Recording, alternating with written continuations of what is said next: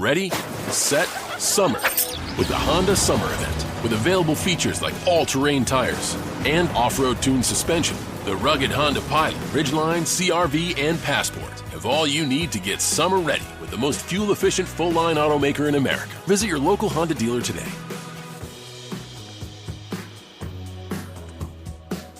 See dealer for financing details. Based on EPA estimate of 2024 large full-line automaker fleet-wide fuel economy. EPA Automotive Trends Report 2025. Quick question. When was the last time a display ad changed your mind?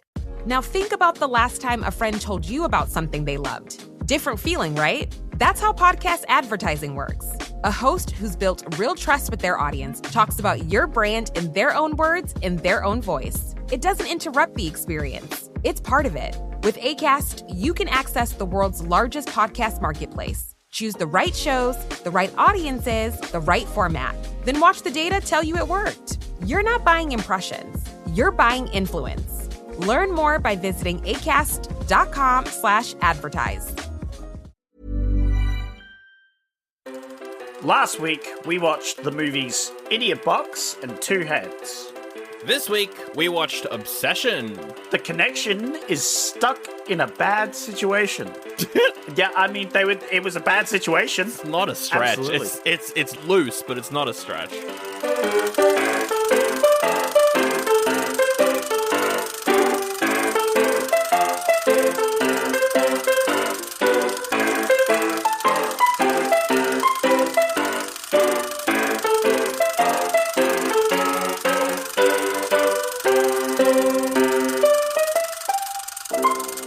Sandro, Yo.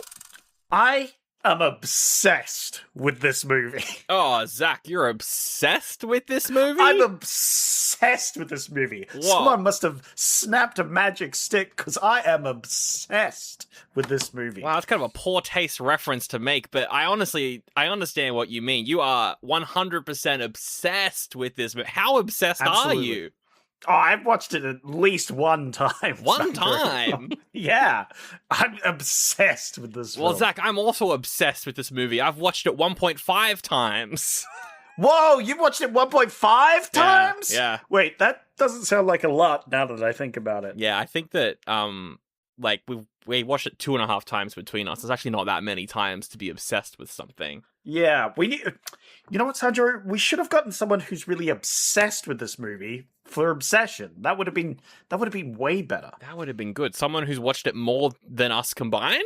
Yeah, that would be great. I can help out. Oh! Whoa! I've seen it at least 6 times.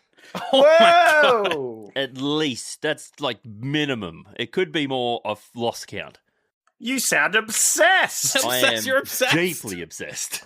Oh, Who well, are we're you? just What three are you obsessed doing here? boys here on the Hi, podcast. I'm Mark. Nice to see you. Oh my god, Hello, are you Mark. Mark from Twitch? I am the very one and same. Yes. Wow. Wow. And Zach, what is this?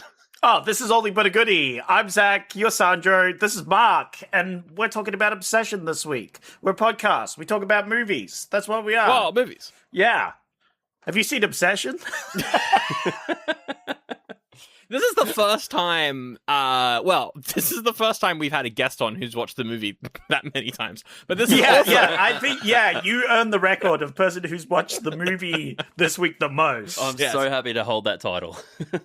What's the most you've watched a movie for this podcast, Sandro? do Me? you think? Well, specifically for the podcast, I think Yeah, I've only in watched a preparation movie... to the podcast. I've watched movies before reviewing them, a couple times. Yeah. Like Predator, stuff like that I would have watched a few times. Wet Hot American Summer, we reviewed that. I've watched that plenty. But for the podcast, I've only ever watched a movie once. So Yeah, that's fair.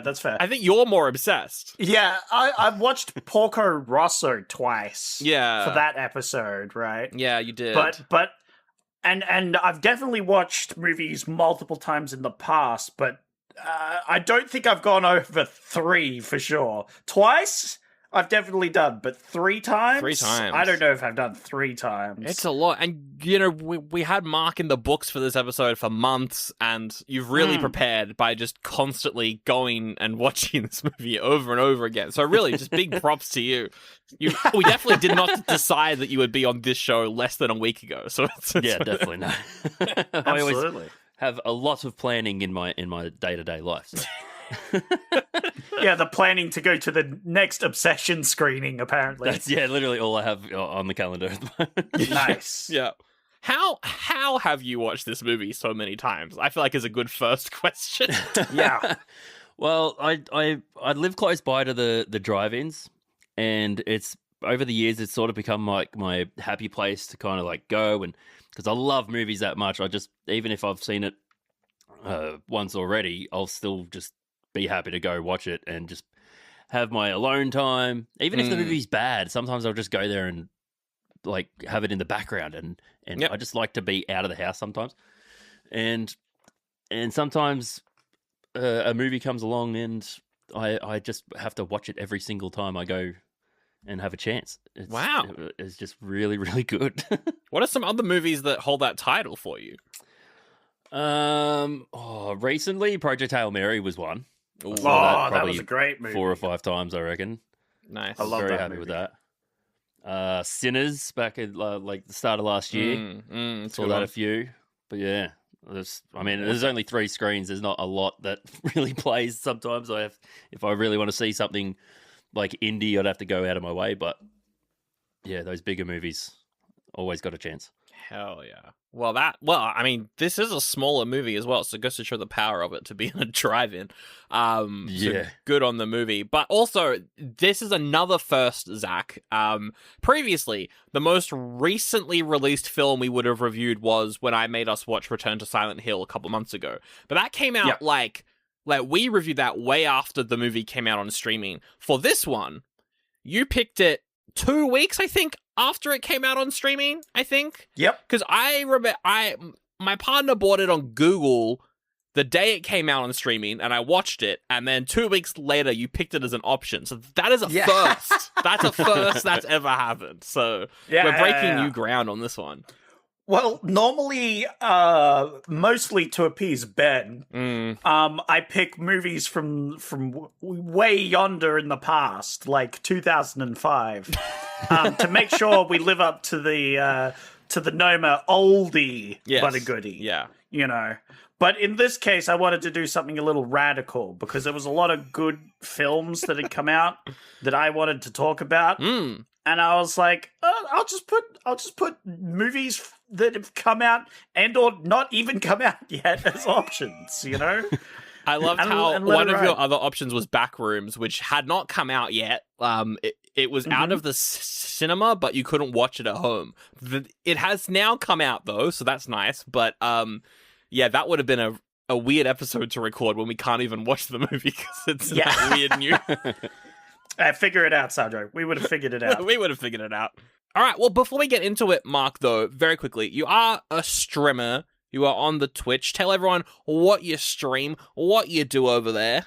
I'm MarkEvs55 on Twitch. I do a lot of variety lately, but I've definitely done a lot of horror and indie horror stuff, and a lot of dailies and movie talk as well, because, just the movies have been my life since I was about 16, so any chance I get to talk about a movie. The movie daily games, we always have a lot of fun playing and like showing off some of my skills in that. Yeah, they are impressive, yeah. But and then now these days it's just Metro Chameleon because I'm properly obsessed with that as well now.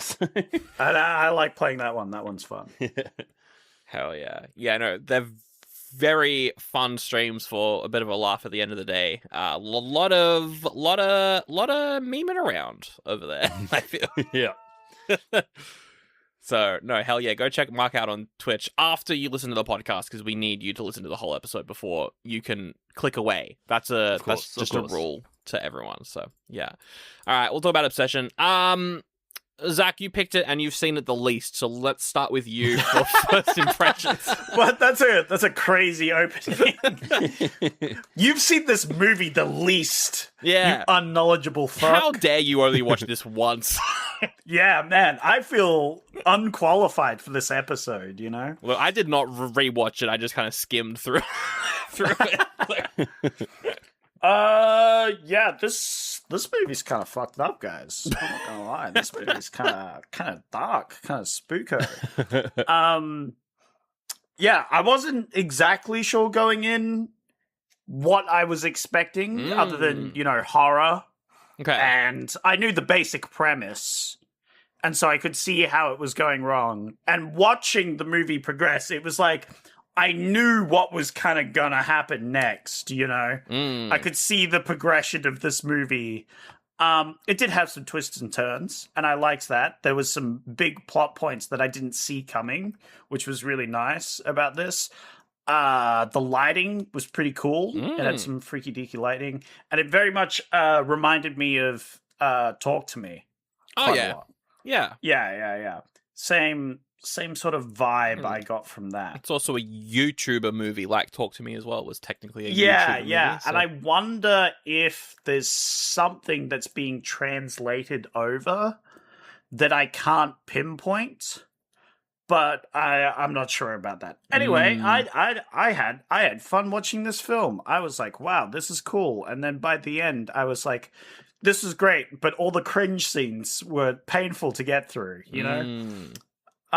So that's me. That's my thoughts, and I'll dive into it more. But I want to hear what you think, Sandro, as a person who's seen it second least. Well, I watched this for fun, not critically. Well, I mean, I watch everything critically because I'm a fucking movie bro. But I only watch them for fun, so I watched it as like I'm watching because when I watch a movie for the podcast, I'm taking notes. I'm thinking of funny jokes. I'm pretending to care about whether an actor looks too old for the role, doing all that stuff. But I wasn't doing that watching this movie for the first time. And I think that, I've seen quite a few movies this year. Obsession very easily, pretty much immediately was like my favorite. This is the best film of the year so far. I reckon it's probably going to continue that all throughout it. I love it. I think it's great. I think the performances are great. It's got really interesting concepts. It's directed by someone who's like our age, so it kind of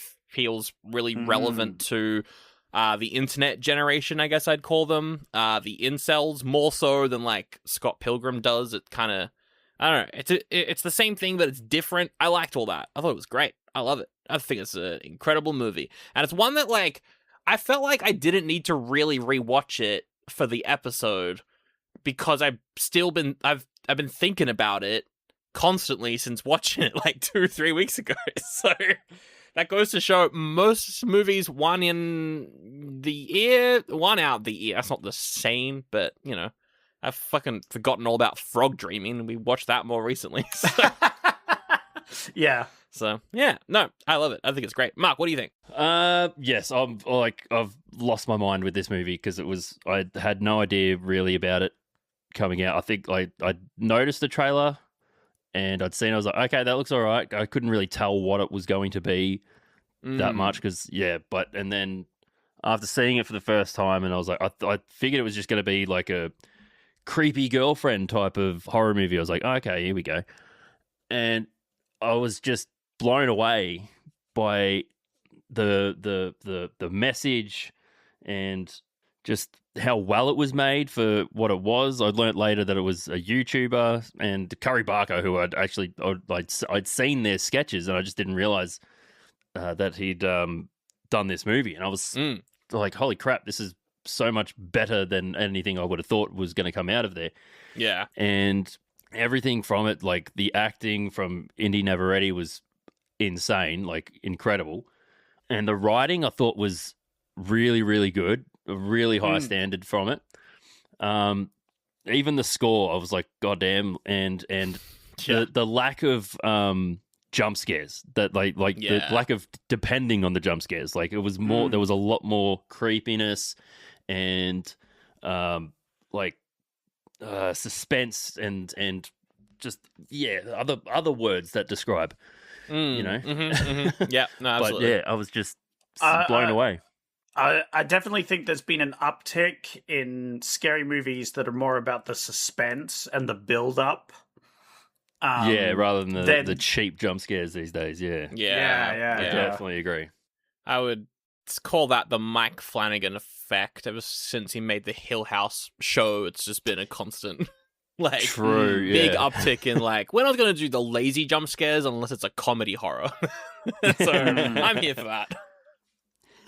But yeah, okay, so did you kind of watch it, like, because with this movie, it came out, I remember when it came out, it got a really good reception, and I was like, okay, I'll add it to my watch list, I will check it out eventually. But then, like, the memes started to come out as well. I feel like that was a couple weeks after the movie was released. That was when it was making huge money in the box office, and all of the memes were coming out. Did you watch it before that point, or after that point?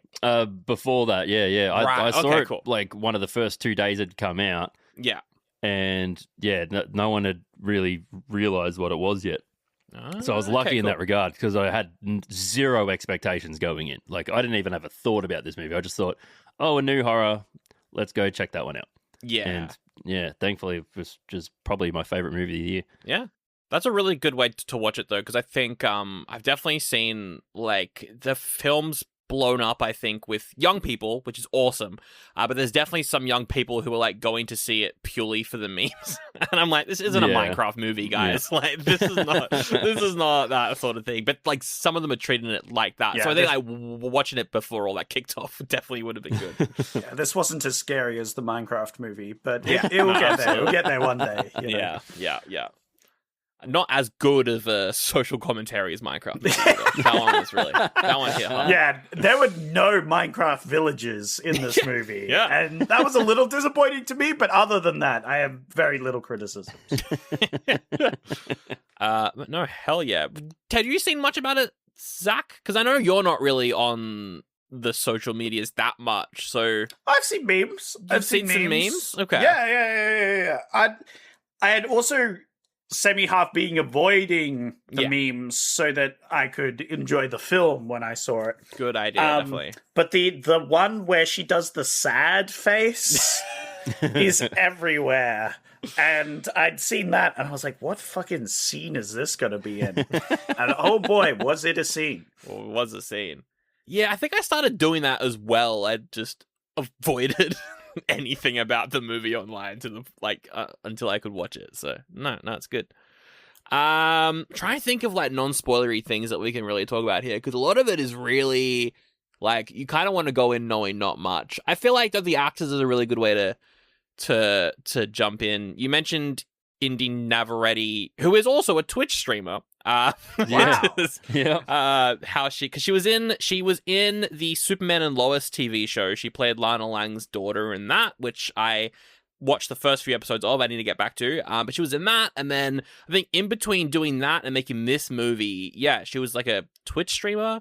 And that was like her job, and then now she's a big actor, and it's one of those movies where it's like you're watching like their first big performance. It's kind of like I'm trying to think of like another example. I don't know, like Paul Rudd in like Wet Hot, where you're like, oh, he's going to be big. Like you could just kind of tell, like this actor's going to go on to do some really cool things. And I think that this movie definitely has that to it. What did you think, Zach? Do you think she's like? It's such a weird performance as well to get right. Yeah, no, I think it's great. At the start where you're not sure what's going on with her, is really good. I think it's she has like a stark contrast at the start for who she is, and then later who she becomes.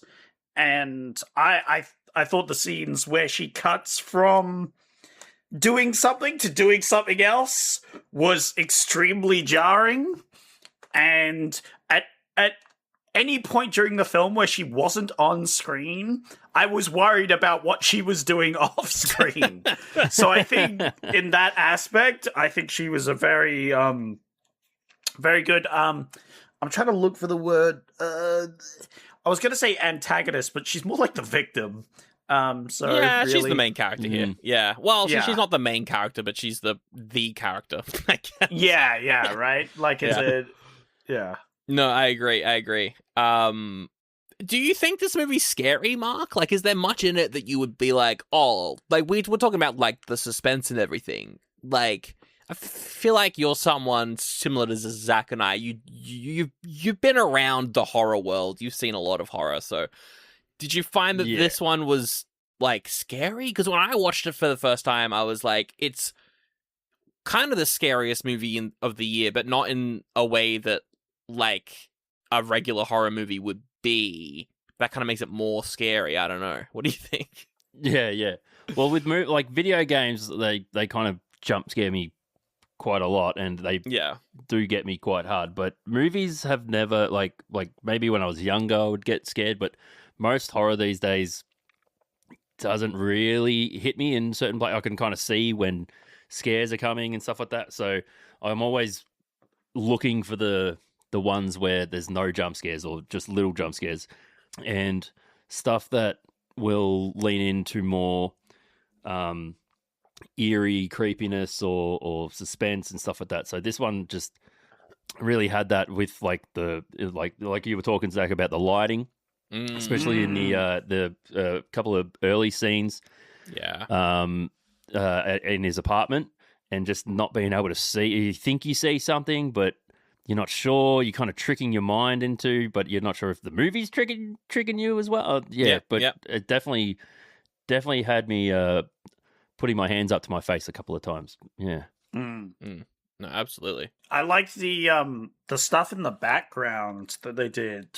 You would have like main characters in the foreground talking, and the background would be unfocused, but you could very much see her in the background doing stuff. Yeah.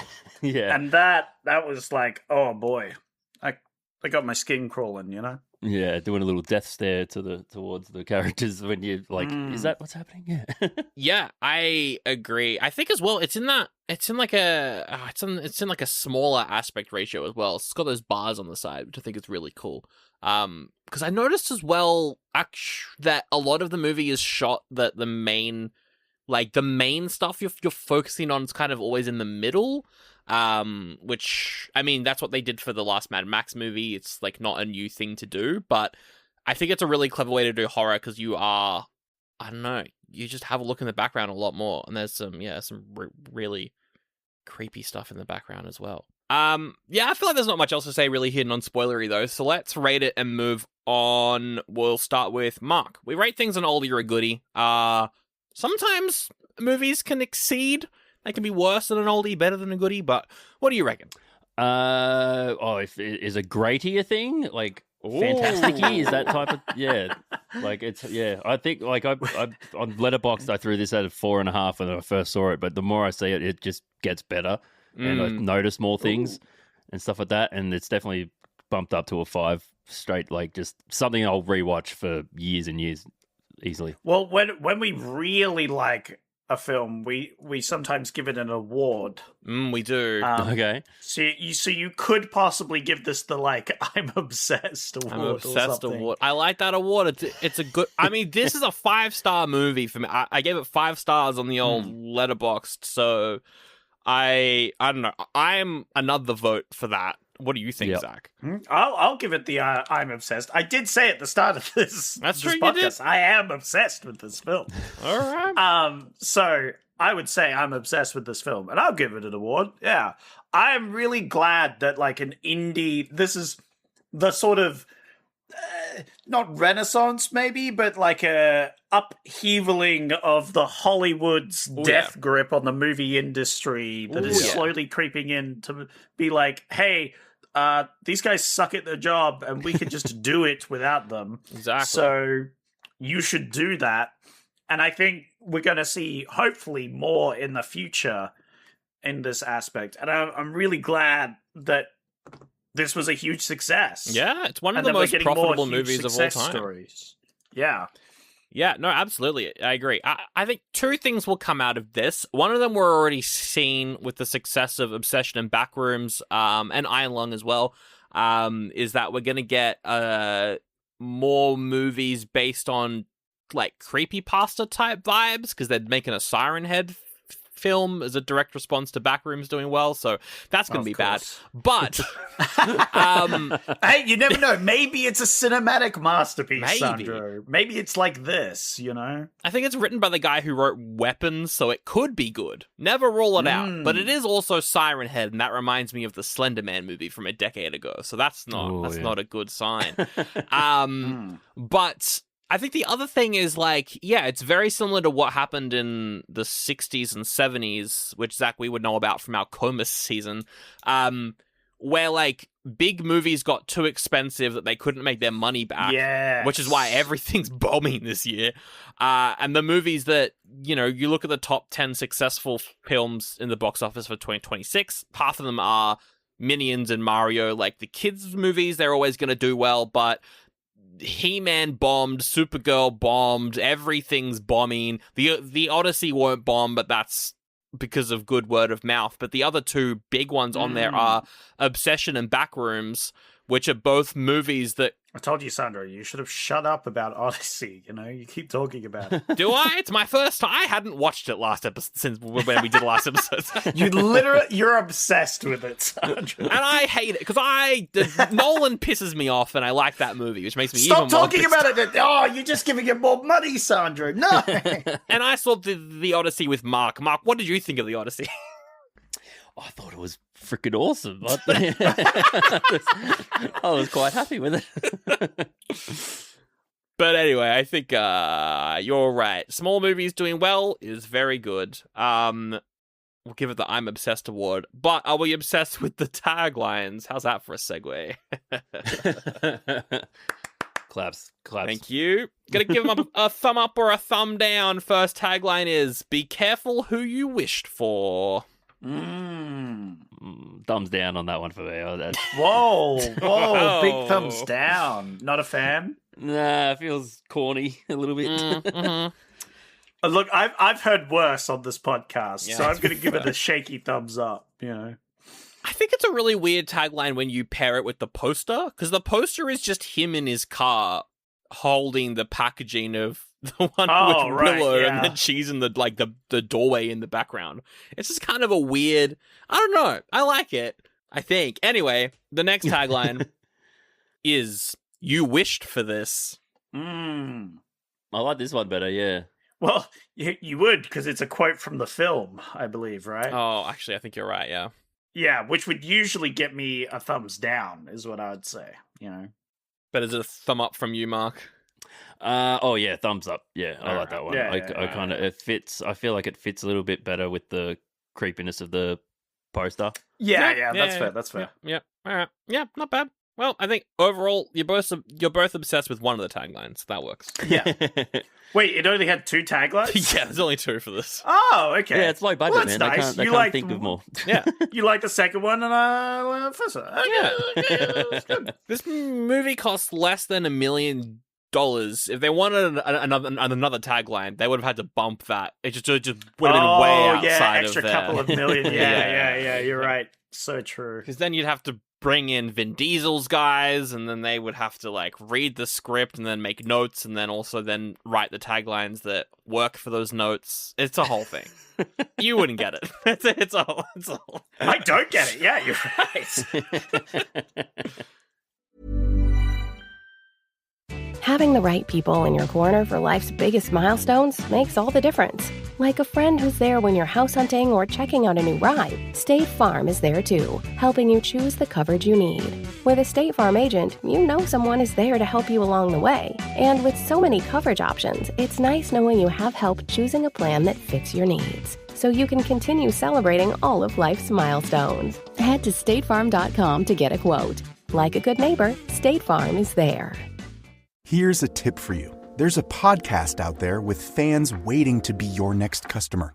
They tune in every week, they trust the host, and that host wants to talk about brands like yours in their own words to their audience. The problem is, you just haven't been introduced yet. We're Acast, where that introduction happens. As the world's largest podcast marketplace, we let you browse shows, see who's listening, and book HostRed's sponsorships or run your own ads all from one platform. Transparent pricing, real-time data, complete control. Start advertising on podcasts by visiting acast.com/advertise. Well, yeehaw! My name is Sally McSeller, and this is another ad for patreon.com/Oldie But a Goodie Pod, where Sandro and Zach are reviewing Nicolas Cage movies. Last month they reviewed Spider Noir, and this month they're reviewing Red Rock West, a film where Nicolas Cage is mistaken for a hitman. And he's all like, oh, what am I gonna do? I'm not a hitman. What am I gonna... Wow, here's a clip. If I was to make a Marvel's universe, this would be going in it. Wait, what do you mean? Yeah, Hang like, on. all the superheroes connecting thing, And this would be a part of that connecting Marvel... Of course. How? Didn't you see it? This is directly tied with Spider Noir. Because in the film of a war vet who is a good guy, just trying to do good things and get by. Oh my god. And then one character literally calls him Spider-Man. Oh my god. In the film. Oh my god, you're right, it's all connected. It's all connected. Whoa. This has been the deepest Marvel psyop in human history. Wow, that sounds like a great episode. See, my Nicolas Cage impression has really improved since last month, and speaking of improving, you can improve your life by going to patreon.com/Oldie But a Goodie Pod and getting those bonus episodes. Brand new season of the Cage-a-Raw going happening. It's happening over there. Yeehaw! You can also get ad-free episodes too. Also, I didn't just say that doing that will improve your life. That was purely for advertising purposes. That is not true. That's not medical advice. But I am an American. Yeehaw!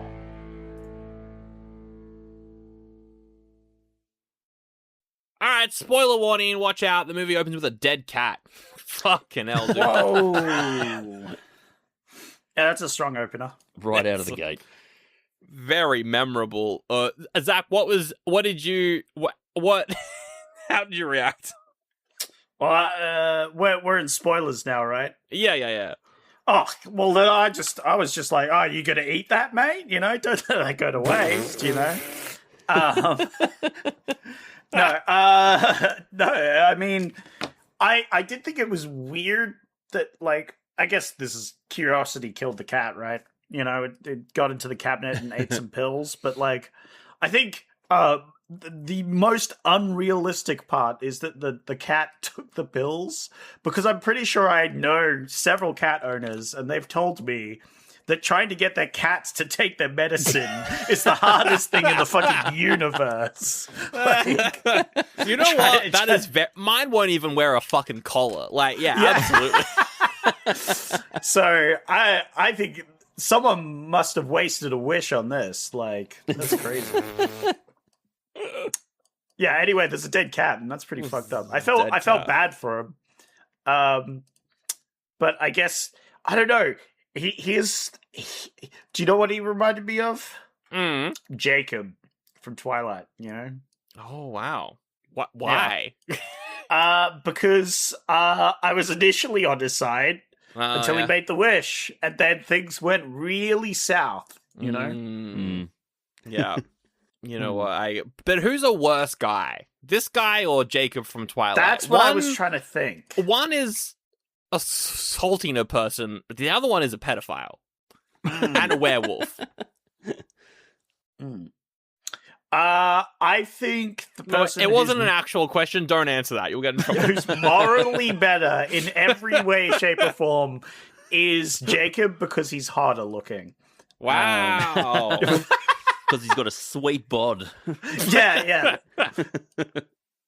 Therefore, his terrible actions are excused. Wow. You know what? That's what the internet also says. So, yeah, sure.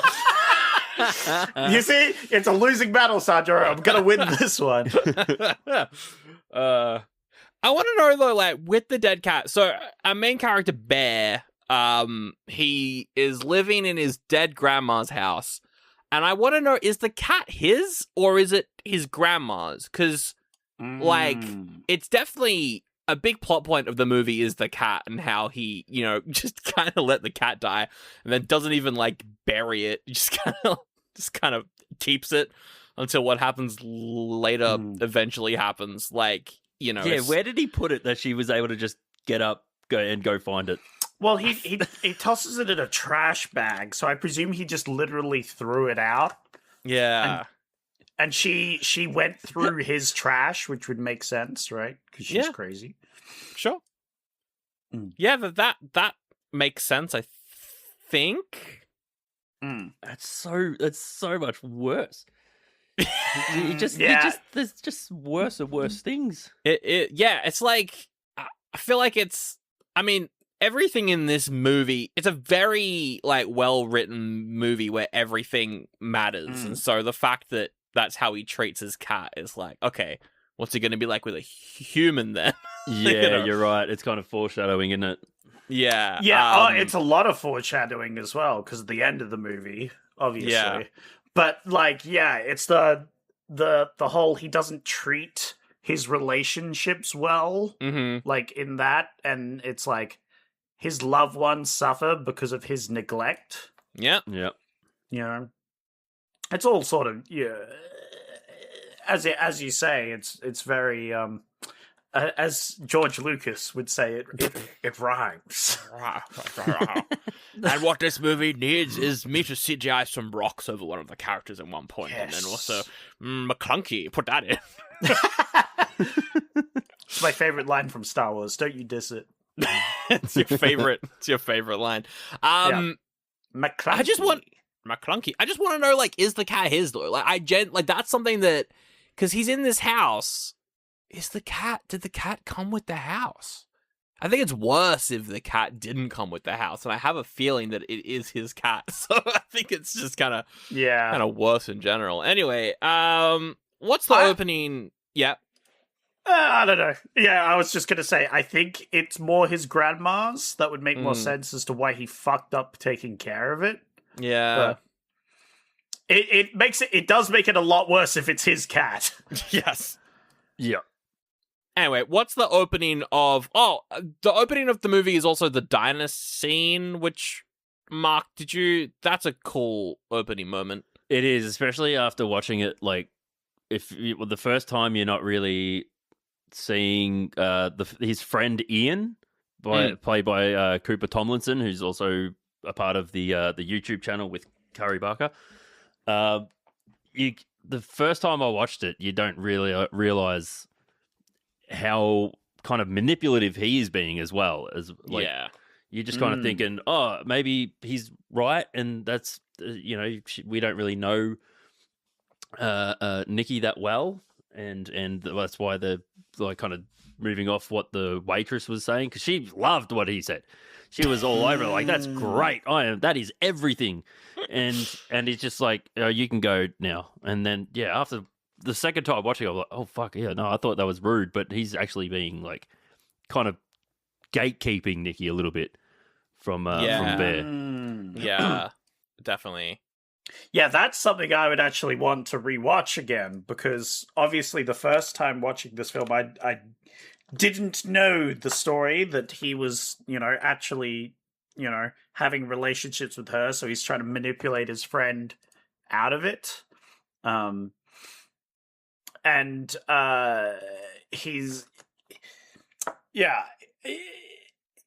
He kind of gets his comeuppance at the end, but he still he just causes more problems throughout, Pretty shitty friend. Yeah. Even when you think he might be trying to, like, protect her a little bit, when he realizes there's something wrong, it's still kind of like in a shitty way. Yes. It's from a bad place. Yeah. Yeah. Sarah, the other friend Sarah, was kind of like she had concerns, and it made sense for some of the things that she said, but yeah, Ian was just not doing the things in the right way. No, he wasn't. I like that performance as well, though. I feel like this is one of those movies where I guess aside from Nicki, you can kind of like see people that you know in these roles. Not like your friends, because I would not want to be friends with someone like Bear. But I do know people like him that I have been like, I don't want anything to do with you, actually get away. But like, I feel like the movie does have like some pretty realistic characters in there. Like characters like Ian, I definitely have met people like that before as well, who are just like, it's just that kind of like nonchalant, like bro energy that is kind of, I don't know. I don't really know how to describe it. You just got to kind of watch the movie for that. But yeah. He's really good as well. Like, I don't think he's been in much else, Cooper Tomlinson. No, I've watched the YouTube shorts, which him and the director Curry post, and they're very funny. They've been doing this for a long time. I love their content. So hearing that they made a movie and it was really good, I was like, oh shit. Yeah. You know. So I was pretty surprised with that. And I think, he does they do a lot of straight men and then silly goober. Yeah. As is the classic. Yeah. And so he normally plays the straight man, but will also flip-flop, as most comedic duos do. And so I think he definitely plays a bit of the sort of straight man here, but also, as you say, a dude bro in the way where he's not actually really trying to help his friend. But like, you don't really, I didn't really get it at first, you know. He was just like, he just seemed like a dude bro friend, but then it's hard to root against the main character because he's not good either. No. Because he just takes advantage of the situation, and it's very incel. It's pretty icky. He really just, like, something bad happens and he'll address it, but he'll get over it really quick. Yeah, he does, He's like, you said sorry? Okay, cool. Starts smashing. Like, come on, dude. Yeah. It's interesting because it's like, as well, with Ian telling Bear, okay, because Bear has the crush on Nicki and is like, Ian, I'm in love with Nicki, and Ian's like, nah, don't go for it, because Ian and Nicki, they have a casual relationship, and maybe Ian wants it to not be casual, who knows? But it's like, it's really interesting at the start as well, because we get scenes where Bear is like reading or listening to things about like how to like flirt with someone, and then she's doing all of that to him at the bar, and you're like, okay, so Nicki might like Bear, but Bear is a bit of an incel, so he's not going to pick up on that, and then everything else happens. It's just a fucking disaster. This movie is just an absolute disaster, just all around. I think it's, in a way, he victimizes himself a lot, obviously. Big time. But he is the cause of a lot of his own problems. And his own problems are like pretty real in relationships from the reverse, where you've got someone who is...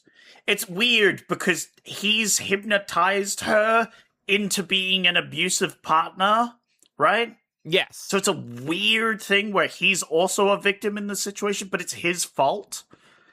And it's pretty deserved in the end, I feel. I agree. Yeah. I think it's interesting because I don't remember if my podcast said this or if I saw it on fucking TikTok. Cringe, but it's like the way that because when he makes the wish, and we'll talk about some plot stuff as well a bit later, but when he makes the wish, he's like, I wish that Nicki was like the most obsessed with me out of everyone in the world, or like whatever the thing he said. But it's like, I feel like the wish is subjective, so it's not like, okay, objectively being obsessed / being in love with someone is like what it is. It's what the wishes version of it is. So he's wishing for her to be in love with him the way that he, like, what he thinks love is, which is, like, not having a life. And fucking... Is it? Or has it, because his wish was so fucking shit, it could, and inherently it's kind of evil? Oh, yeah, it absolutely is, yeah. Right? So it uses it as, you know, it's monkey paw, classic situation, but it's like it uses it as an excuse to interpret it the worst way possible. Yeah, but I think that we see in the movie that there are other people who have made wishes and it seems to be fine for them. Yeah, I don't know. As well. So I think it's, I don't know, like, what do you think, Mark? Do you think it's, like, intention, or is it, like, the way that he worded it? I think it might be a bit of both. Yeah. Yeah, we do see, like, he's searching through Reddit to try and, like, understand what the hell's happening. Which is the exact place I would assume he would be going to. You could tell it's a out. horror movie when they're going to Reddit. Yeah. I'm just surprised that they cut the scene where he eventually ends up on 4chan. I was like, that has to be in here. Just nowhere to be seen. And they even, like, even when he was buying it for the first time, and the way she was, like, the worker at the crystal shop kind of reacted, like, or was acting towards it, like, don't come back and complain. He's like, why? Because they don't work, or whatever, you know. And it was like he didn't really. I think he sort of picked up, but it was the wording of it and the intention. It was definitely both played a part, because I feel like he, at the start of everything, he was kind of loving it and realized that it's like at a certain point it's not what he wanted, and but also didn't want to lose that at the same time, which is so strange. I forgot the way I said that. I feel like I'm defending him, and I really am not. Well, yeah, no, but, like, he is a character in that way, where he has, like, flaws and positives, and he's, like, you can sympathize that he's just, like, he loves a girl, but he's also really shit at talking with women, but then he does something really shitty, and then he tries to go along with it, but then it gets worse and worse as it goes on. Yeah, he's making excuses for, like, it's fine, like, just be normal, and he had so many times, like, he could have told himself something's wrong, but he just kept, like, going the other way. Yeah, no, absolutely. Is it a thing of, like, if you have a partner that is doing wrong things and you're letting them do that, like, you're not a partner in crime, but you're like complicit. What's the word I'm looking for? Complicit. Yeah, for sure. I mean, near the end of the film, he's very complicit, but, you know, fucking hell. Yeah. It's interesting because there's that scene on the couch where they're watching something and she's staring at him and he's, like, fucking moving her face back to, like, the TV. I think that one is, like, a really interesting way of, like, what he thought he was wishing for versus what he actually then got. It's like, it feels like what he thinks being obsessed with someone is like, not actually, you know, like, it's not, he didn't know, like, he doesn't know what love is. And so he wishes for it, and it's like this weird twisted version of it, but it's still he's a really interesting character as well, because there's the whole stuff of, like, because they, like, immediately, like, publicly are in a relationship because she won't leave his house, and so all of his friends are like, you're taking advantage of her because she's also going through, like, I think her dad died or something. Well, that's what she says. Well, yes, but yes. It turns out it's a lie. Yeah, it's a lie. Yeah, but everyone's like, well, she's going through stuff as well. Like, what are you doing, and all that stuff. And he's just like, anyway. This is really interesting. There was a whole lot of excuses as to why she's like, oh, she's probably on drugs. Oh, this is probably her dad. It's just so many ways. Yeah. That they were making excuses, and he was telling himself those things as well. Yeah.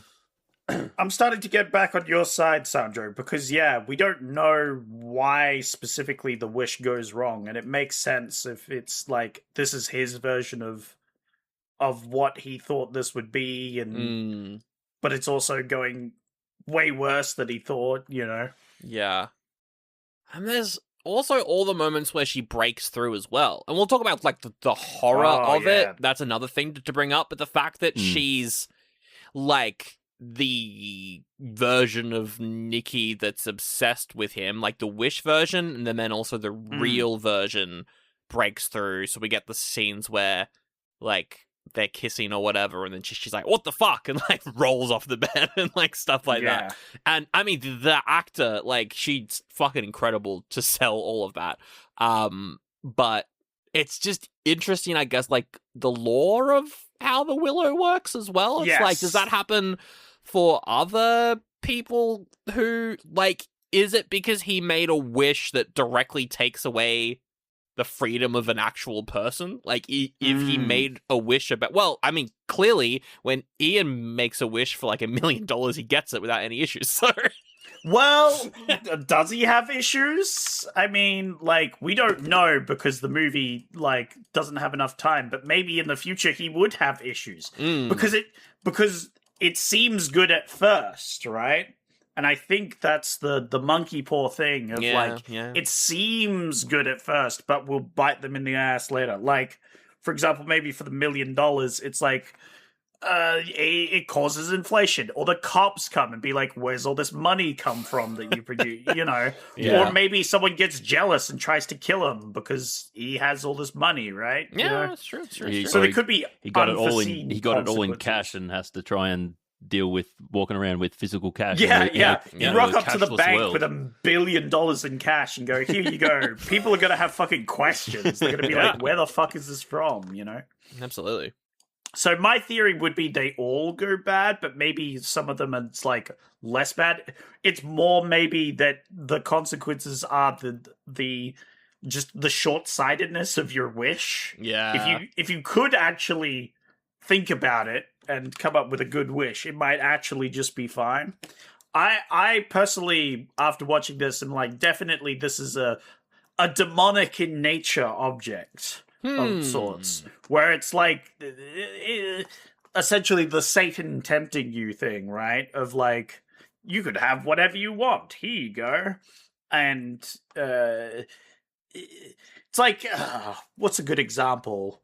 Like a to look for a better example, maybe like a child wanting to drink the bleach, right? And a parent would be like, no, you cannot have this. And the child gets upset.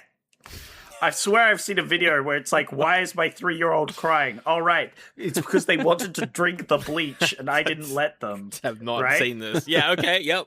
It was just a random video that came up to me at this moment. Yeah. I'm like, this is a weird example.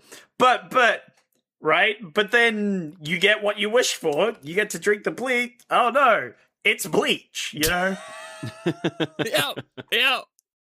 Anyway, this is my TED Talk, and that's why I think deadites are controlling your body. Whoa. Yeah. Wow. This could be an Evil Dead movie. Yeah. That's my theory, is essentially just a demon has taken control of her body, right? Which seems pretty clear. And her normal soul is like stuck in hell or something. Because don't we hear it screaming over the phone? The guy, when he calls up the hotline from the box, and he's like, do you want to talk to her? And you just hear, it seems like there's shit going down wherever she is. Yeah. That's true. Yeah, that's true. That's where I base it's a demonic object and it's literally from hell. Is because it sounds like that phone call is like going to hell. I mean, maybe. Yeah, I think that this is one of those movies where everything is correct. Like, whatever you think it could be, yeah. It leaves it open for you to connect your own dots, like any way you really want to. So yes, absolutely. Yeah, it's also like because she has those windows of breaking back into her body, and then there's also the time when when Nicki's asleep and he tries to sneak out, and then she's there talking to him while the possessed Nicki's asleep. So is it hell, or it could just be stuck in her mind trying to fight her way back type of thing? Kind of like a Get Out type situation, maybe. Yeah. Like the Flash, and you're just like, just all of a sudden you're there. Yeah. But they're so quick when they happen. Yeah, Get Out's a good example, actually. Yeah, because it did feel a bit like that as well. Yeah, you could definitely see the inspiration. Yeah, I think. Yeah. It's one of those movies where it could just all be up to your interpretation. But speaking of, Mark, you've seen this a lot of times. What's some things you picked up on, like rewatching it? What are some things that Zach and I probably have not even thought of? For at the top of my head, actually, one thing I noticed was her costumes. I picked up on it like maybe the second time. I didn't realize that after she kills Sarah.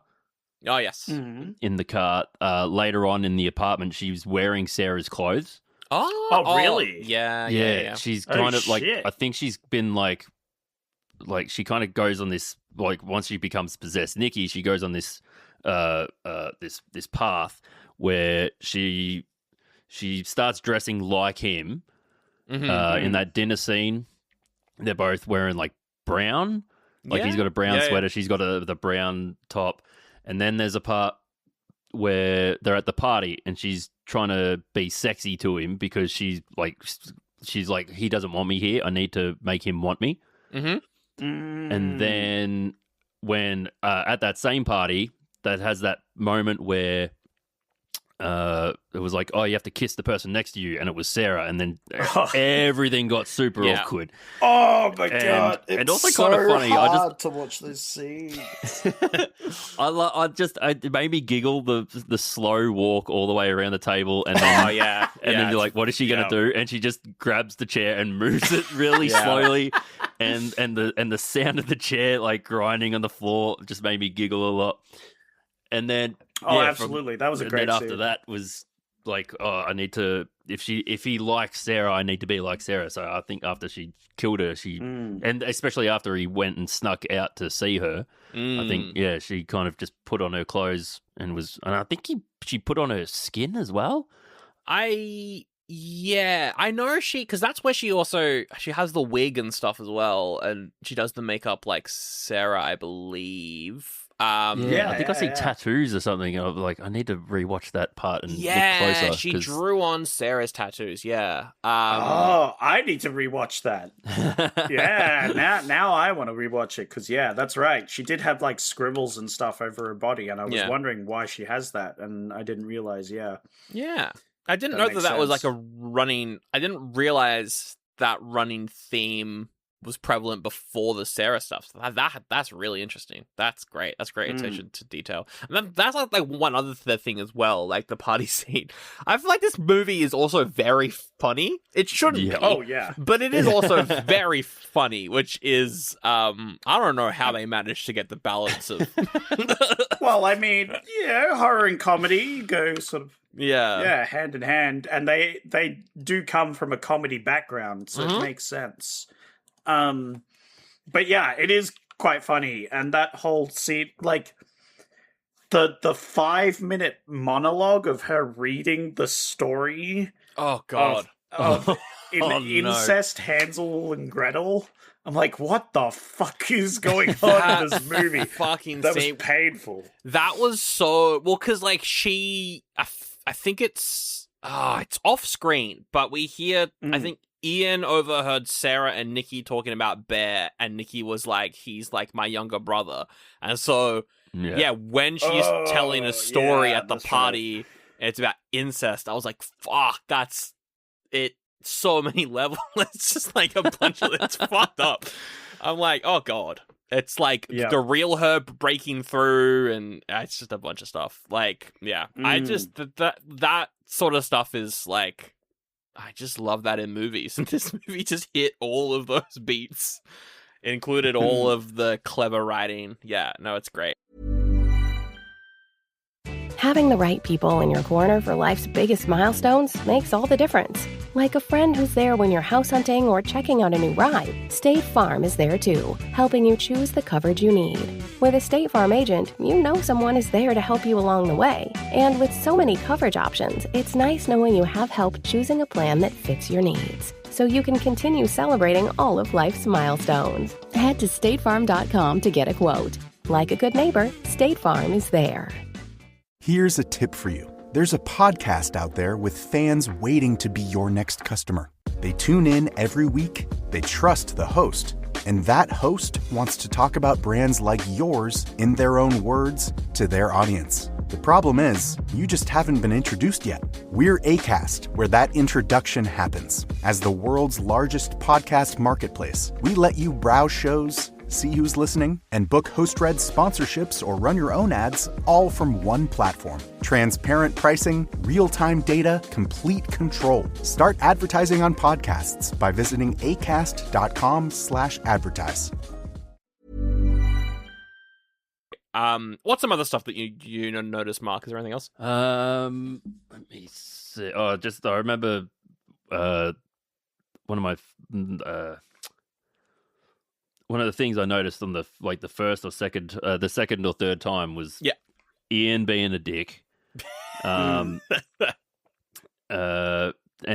even like not just like kind of gatekeeping, but also trying to actively get him to do stuff that's like the wrong thing, like calling her freaky Nicki. Like he's like, oh, you got to be playful with her, call her this, which is obviously something that she was called in high school because high school's horrible. Yeah, and Bear even said, no, I don't think she likes that, and he still did it, and he got the exact reaction I think he knew was going to happen. Yeah, absolutely. Yeah, no, I didn't even think about that. Oh man, this movie definitely has some rewatchability. Yeah, I could say it's got a lot going on. At least enough to watch it 6 times. I like the moment where he eats the cat. Oh, that was God. a good moment. Yeah, we can talk about that. Yeah. Hey, cat owner Sandra, what did you think of the scene where 1, there's a dead cat, 2, she brings back the dead cat, 3, she decides it's appropriate to feed him said the dead cat. Well, the scene with the cat at the start, I was like, woof, all right, we're starting off strong. Her bringing the cat back, I was like, yeah, you got the prop, why not? But as soon as he opened the lunchbox, I was like, something's wrong. I was like, something's wrong. And I think there's a shot that, like, it lingers slightly too long on the sandwich. And I was like, okay, there's something in there. It's going to be fucked up. It's probably the cat. So I was, like, already prepared, like, way in advance before that started. Yeah. But, yeah, no, that is fucked up. But also, she's doing it because she thinks that's, like, what he wants, though. Like, she's not doing it because it's fucked up. She's doing it because she thinks that's the right thing to do, because it's just almost like a toddler trying to, like, figure out what a grown-up wants. Like, it just seems childish and silly. Like, oh, he misses the cat. Well, I've got to find out a way to keep the cat with him at all times. Exactly, yeah. Which is like, it just makes you feel a lot of stuff at once. That's the question I had is like, why does she not understand? Like, why does she do these things to make him happy? Because she doesn't understand how to... And my theory is that she is a demon. Yeah. Like, being possessed by a demon, and the demon just literally doesn't know how to make someone happy. And so it's doing all these random horrible shit to try and make him happy. It could be that. Yeah. It could be that. My thoughts are just, he doesn't know. Like, for me, it's the intention of his wish. That's kind of like what I think, but I also get what you're saying. I like that theory. I was like, oh, that's actually a great theory. Because there's a bunch of stuff that she does. There's even the, well, it's not a sex scene. The assault scene? It's unclear. Yeah, that's what people talked about in the reviews, was like, hey, this guy, this is assault. This is not good. Yep, that scene is fucked up. But there's that scene as well where she's just kind of like staring off into the distance while saying what she thinks is the right thing to say. It's like all that. It's like she's doing what she thinks he wants, And yeah, with the cat, that's definitely like a pretty big step. But yeah, it feels like she's like a video game where she's like, if you're not looking in the direction of the thing that needs to be generated, it kind of like shuts down, so it doesn't doesn't need to spend that extra energy. It feels like that, where he's not looking at my face, so I can kind of not have to use it, but I still need to make the noise because he obviously is hearing. And there's also the part where he goes off to work, so she just stands there and like shits herself. Yeah, that part is that was a rough watch as well. But the movie does.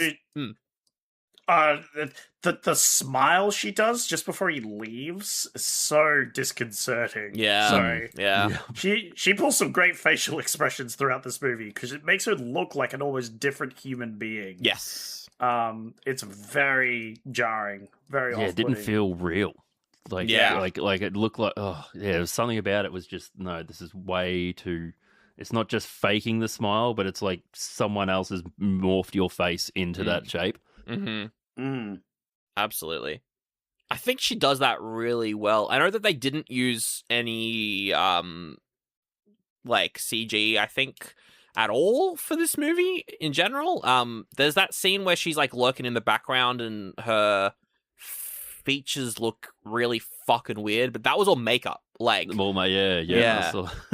The scene where she's walking backwards, though, I'm sure they would have shot that actually and then reversed it, but that was one of the creepiest moments for me. I don't know why, but that part really got me. It's because of all the tension, right? Your tension and just the like she does something weird, but not like fully. It doesn't like quite break the tension, which makes it feel so off. It's like, it's not good. No, it's that like uncanny style, like very horror. Uncanny, very unsettling. I think I was spooked. Like I would compare it to like the Haunting of Hill House. I don't know if either of you've seen it, but there's one episode where there's one scare that really fucking got me, which was like just a regular conversation between two people, and then at one random point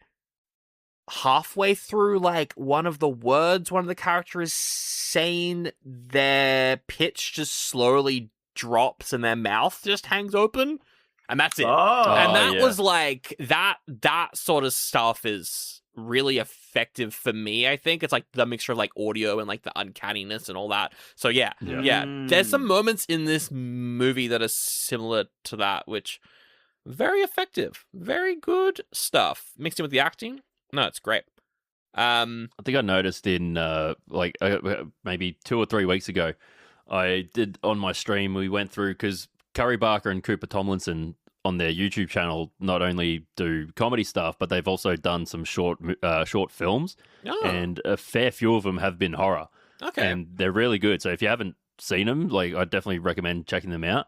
And you can see some of, like, you can kind of see some of the, like, the skills being developed by them, especially with that weird walking scene that she does and the uncanniness of it. There's one that kind of has a similar scene to that really creeped me out.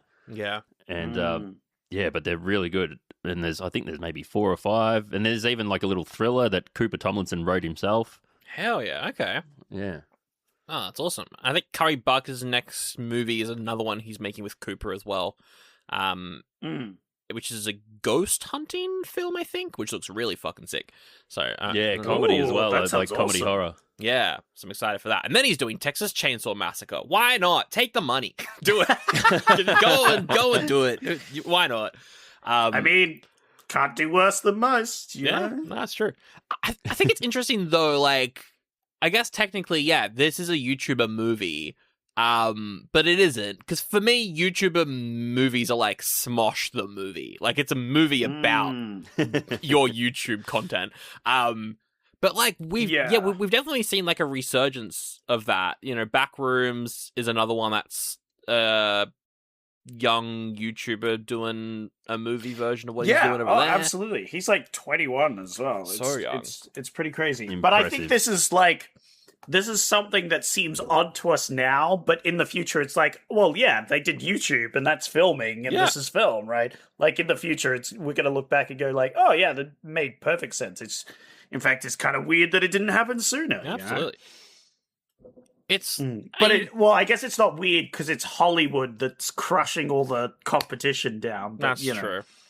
Yeah, well, because like you look at the credits of this movie, and Curry Barker directed, wrote, and also edited it as well. Which, if you're a YouTuber, you probably know how to edit. I know that even if you do Twitch, you have got to put up those clips, so you probably have clips, yeah. There's DaVinci no growth installed on Twitch. somewhere. Exactly. You gotta do some editing. So I think that's really cool that he managed to edit it himself as well. I think really, really cool. But yeah, like I wouldn't give any of those Twitch guys any credit. You know, people on Twitch, I hate all of them. Wow. Specifically, yeah. Didn't you say you wanted to become aren't you trying to start streaming, Zach?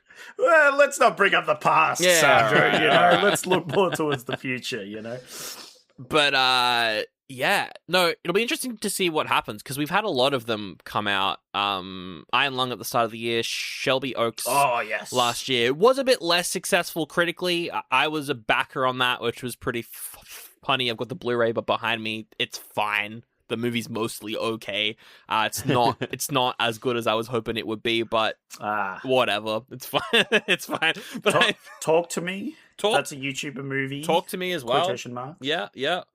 There's heaps of them. I'm sure we'll get some more soon. I can't wait for. I think we're going to get a big boom because of how successful these ones have been. It's like clearly, it's like you can make money off this, and when people are making money, people are going to start making things.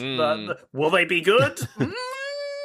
We'll see. We'll see when Logan Paul's fucking Rocky remake comes out or whatever he'll do. That's not a real thing.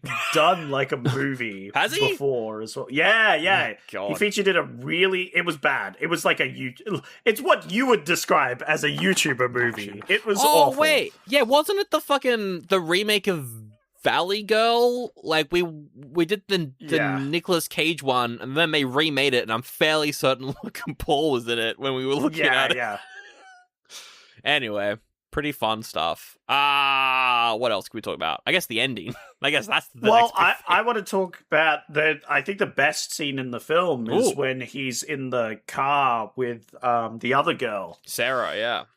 Yeah, and we are sitting there learning a lot about Sarah, and I'm like, I know how this horror movie portion will finish, because, of course, we are learning to like this character, so I know what's going to happen.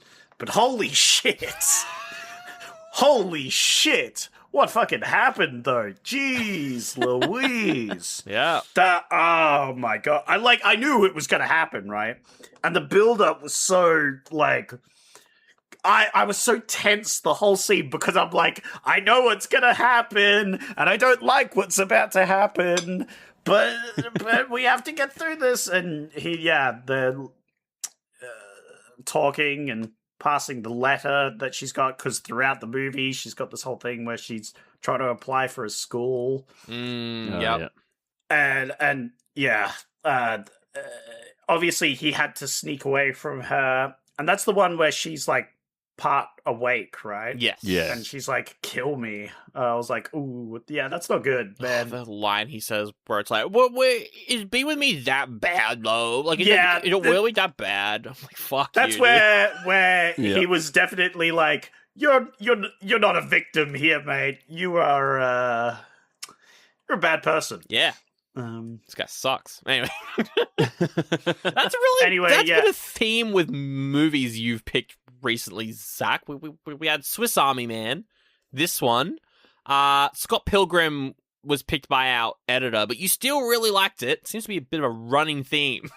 I don't know what's happening here, man. Like, I haven't seen any of the films. Like, all three of those I haven't seen. I didn't know any of them were incel build.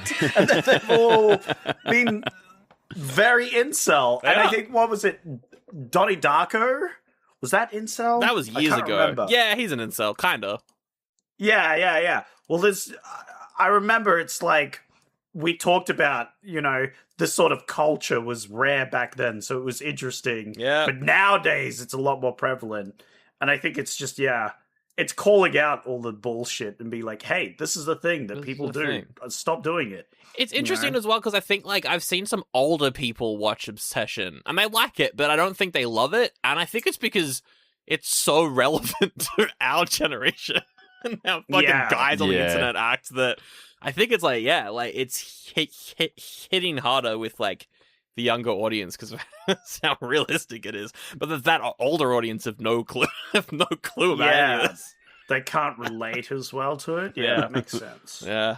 What's your favorite incel movie, Mark? Is there any other ones that come to mind? I don't know if I keep that list on the top of my mind. Why is it Spider-Man 3? Oh, that's a good one. That's a good one. You do not have to answer that. We can move right on. I don't think I've got it in my mind. I can't even think of Lord of the Rings. No, that's a movie that incels like, Zach. That's not a... Oh, sorry. Who's the incel in Lord of the Rings? Frodo. Yeah, fair. Oh no! What is it? Smeagol. It's Gollum. Gollum is the incel. Yeah, because sure. it's They had to use CGI to make a proper incel, creature. Yeah. I've googled incel. I mean, Joker is a good one as well. That's probably it. It's about. That was so incel. The director decided to make a whole movie just to shit on his own franchise, just to stick it to the incels. So yeah, it makes sense. All right. Ending of the movie is so he knows that he has to die for her to be released from the wish. So he well first he tries to get someone else to cancel his wish with the wish. Oh yeah, that's right. Makes sense. Yeah. But as we learn, his friend is a really terrible friend. Just it's like this is the one moment you really don't want to fuck up, and he fucks it up. Yeah. The part really wigged me out where he came in and it's like, hey guys, I got $1 million. Hey, girl that I'm trying to steal from my friend, I got $1 million. Like, shouldn't he realize something is going wrong? He's an idiot, is what I'm saying. Yeah. He's really dumb because he comes in at the end there after his friend is like, things have gone pear-shaped and it's because of this wish. And I get it, he doesn't believe it, but then he gets proven correct, and then he's like, yeah, I'm gonna go over to the house and see what's up, Yeah. Yeah. Then he just gets fucking shot, so now the two other main characters are dead. That was a very... So quick. Yeah. Just turn, bang, gun, gone. Didn't even that was linger a on great it. character death. That was probably one of my favorite. Of just like, we're not going to linger on it. We're just going to kill him. Just bang. Yeah. Yep. Very great. Sam Raimi Evil Dead. Just okay, he's dead, and that's some blood. All right, Yeah. let's move on. Let's move on. Yeah. Then what happens, Mark? After his $1 billion, and he comes back to the apartment. Mm-hmm. She's there. She's there. She's losing her mind. Yeah. And that's when she's got Sarah in the chair, right? Like that's when she's got her clothes on. Yeah. She's smoking as well, which I just realized now is because the other character smoked. Yeah. That's right. The way he's obviously scared for his life. Like shit's going way quicker into like, I can't fix this. So he kind of just says something to stop her for a minute and get away from her. Yeah. So he gets into the bathroom, and that's when he decides to finally do, I guess, the best thing possible and to try and figure out which way to end his own life. Yeah. He's going through like the gun and trying to figure out, do I do under the chin or do I do the temple? All that type of thing. Yep. Yeah, I think because before he might have tried to do the wish thing, but I think after his friend gets shot, That's all right, I just need to get this done. I there's not enough time to try and fix this properly. No, absolutely. Yeah, this has gone too far, obviously, of to fix this. It's so, like, as soon as... I can't remember what point in the movie it was, but pretty... Like, around the midpoint, I was like, oh, he's just gonna leave Nicki with the fallout of all of this to deal with. And you just get to the fucking tail end of this movie, and it's like, yeah, that's a thing that fucking guys do, which is to just fuck everything up and leave. And that's basically what he's gonna do here. And not only that, fucking it's men, like, am I right, guys? he is absolutely... It's not just that, it's like, it's also the fact that, yeah, he decides to, like, kill himself by overdosing, which, I mean, the character in general is a coward, but the fact that he's like, I'm not going to shoot myself, I'm going to overdose, is like, okay, so you're going to, like, it's just just everything about his character is like, come on, dude, what are you doing? Do you know what I mean? Although, I did like it because obviously it's also, the cat overdose. Yes. And that's a foreshadowing Yes. into him overdosing as well at this point. Absolutely. So I was a fan of that. I was like, oh, that's clever. They've done a good one on that one. They did. And I think this was, I read somewhere, maybe it was an interview with Curry Barker where he said that the moment where Bear, like, changes his mind at the last minute and tries to throw up the pills, that was the actor on the day being like, what if I did this? Because that is such a cool, not cool, it's awful, but it's like, yeah, 100% he would. And then... What a cool guy. What a fucking sick... cool I dude. love this dude, actually. That was the moment when I was on his side. I was like, yeah, you throw up those pills, man. Hell yeah. But Nicki has... She's made the wish, and so he stops because now he's obsessed with her. Yeah, I think we can all agree that's the wish that she made, is that he would be obsessed with her. Yeah, right. That seems pretty clear. Yeah, the face change was pretty, like, instant. Like, I gotta get these out of me, and then I love that it causes him to die. That's like such a great ironic death as well. Yeah. And then, what would have happened if he didn't die? If they're just both under each other's wishes? Oh, they become Harley Quinn and the Joker. Oh, yeah, obviously. Anyway. And it makes sense, because in the comics, their relationship is nearly shit. It's about this bad. But then he dies, and then the spell or whatever is lifted, and now Nicki has 3 dead bodies to deal with. End of the movie. Yeah. And a lifetime of trauma that will never be fixed. Well, because it seems like she would have been... It seems like she was aware.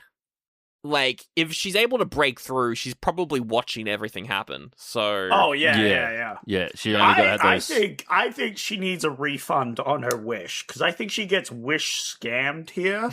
And I hope that they would give she her doesn't get a second another wish now. wish, right? Or maybe they do because it was a demonic being that made the wish. But I feel like if they don't give her another wish, she's definitely being scammed, right? Yeah. Because she was under the influence when she made that wish, so it shouldn't count. You know what? Another fuck up from Bear. Yeah.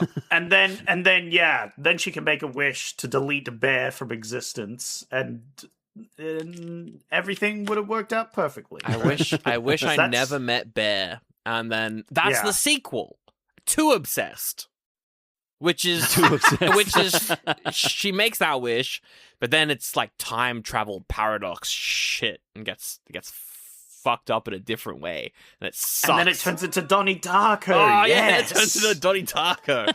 Oh, that'd be great. Is there anything else to?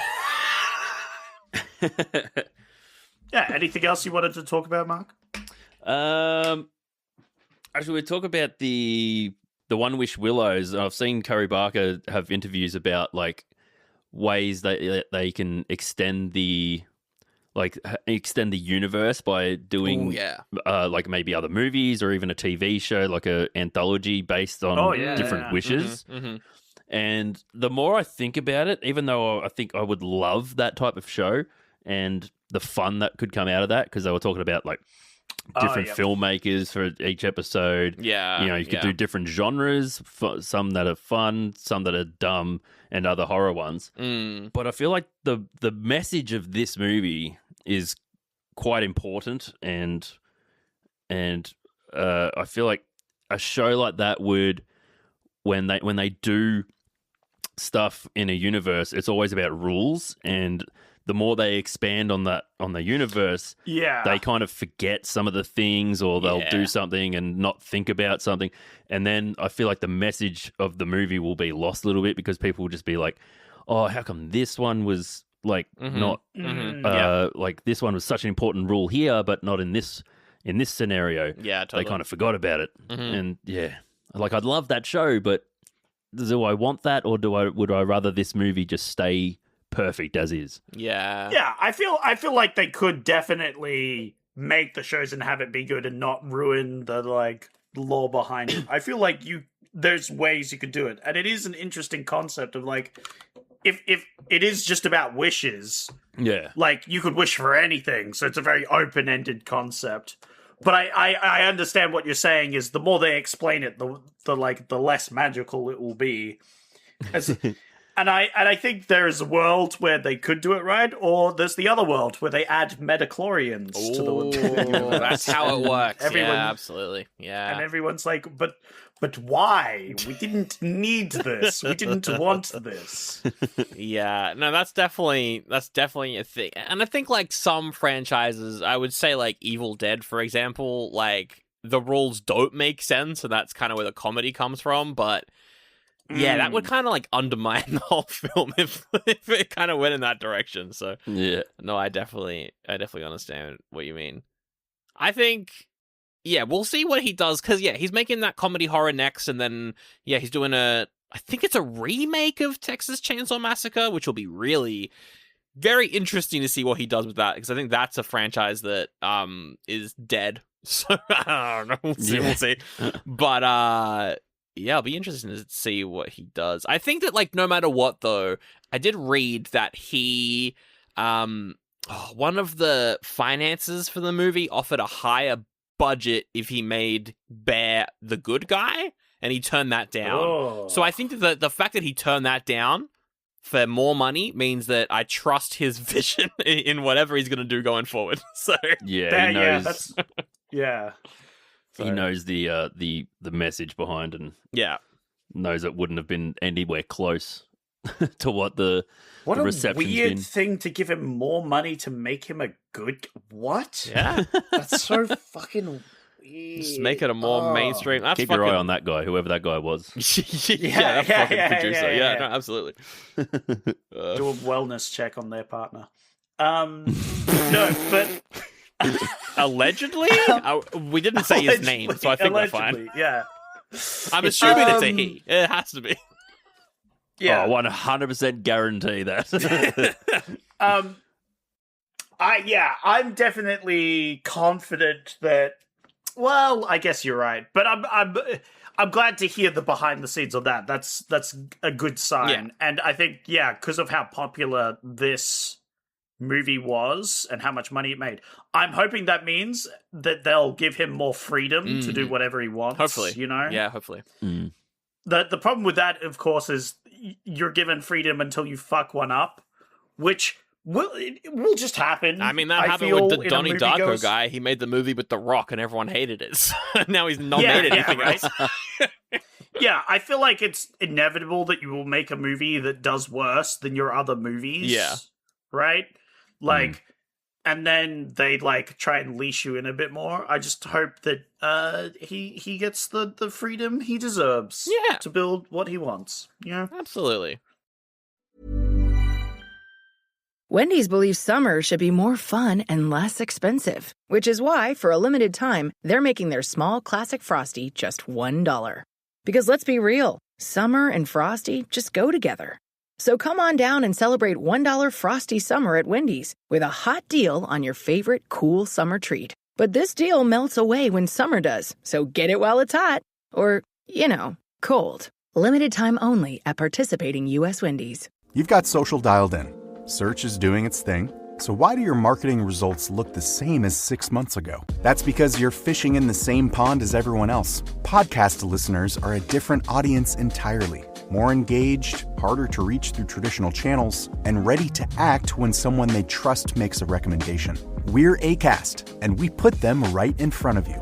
Browse thousands of the world's leading podcasts, book host reads or run your own ads, and track every conversion in real time. Same skills you already have, brand new results. Acast. Acast.com/advertise.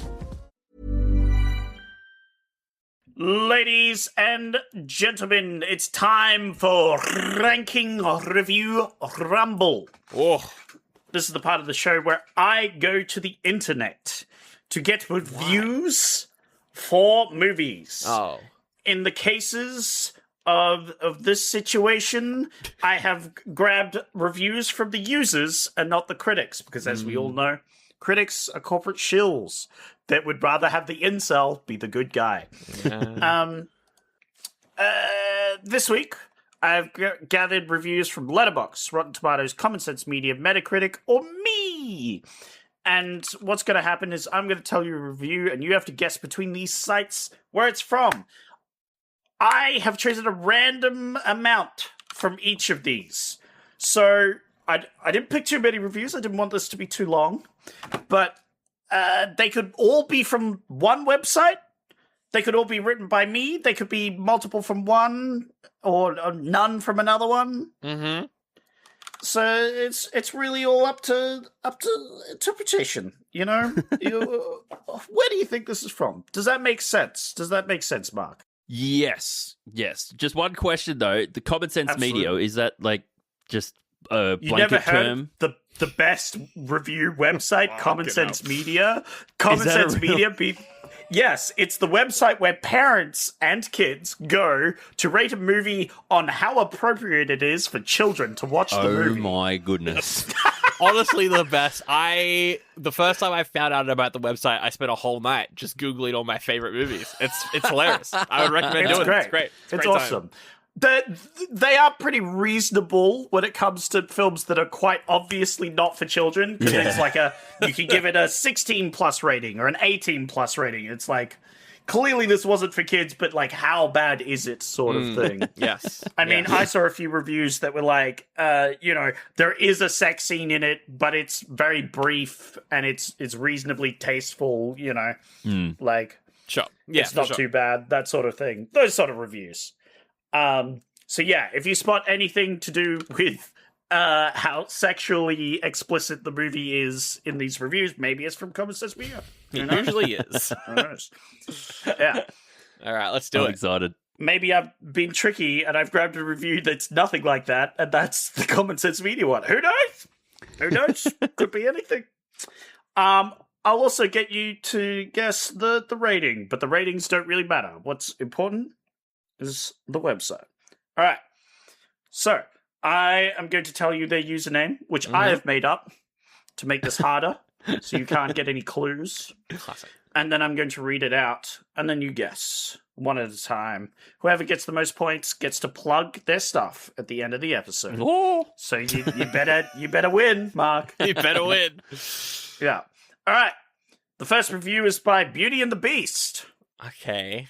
who says, "We all had that one relationship. Crying, laughing emoji, crying, laughing emoji, crying, laughing emoji, crying, laughing emoji, crying, laughing emoji, crying, laughing emoji, crying, laughing emoji, crying, laughing emoji, crying, laughing emoji, crying, laughing emoji, crying, laughing emoji, crying, laughing emoji, crying, laughing emoji, crying, laughing emoji, crying, laughing emoji." Oh, okay. I thought that the last one would be something different, which would... No. Not all of... Okay, all right. All right, Sandro, in your expert opinion for years of doing this show, where do you think this review is from? It's a shit review, and so I think it's Rotten Tomatoes. Because if it was Letterboxd, it would have a joke, but it doesn't, so I think it's Rotten Tomatoes. Well, it said we all had that one relationship. Yeah, right? but then they just put a bunch of emojis. Yeah, they'd never do that on Letterboxd. No, absolutely not. I would say Rotten Tomatoes, and I'd say probably like a 4 out of 5. Yeah? Mark, what are we thinking? I'd say a 4 as well. But I'll go Letterboxd. I think Letterboxd is getting popular amongst regular people that will write shitty reviews. Yeah. That's a good take, because you are correct, Mark. Whoa. That one was from Letterboxd. And I knew the emojis would tilt Sandro, so he wouldn't think it was Letterboxd. Well done. And you were both right. It was 4 out of 5. Okay. So you both did well there. Nice. Well done. Hell yeah. The next reviewer is The Notebook. I see what you're doing. Who says, just use Tinder. Is that the whole review? That's the whole review. Baby. Just use Tinder. Fucking hell. All right. Mark, where do you think this excellent review is from? Could it be Letterboxd again?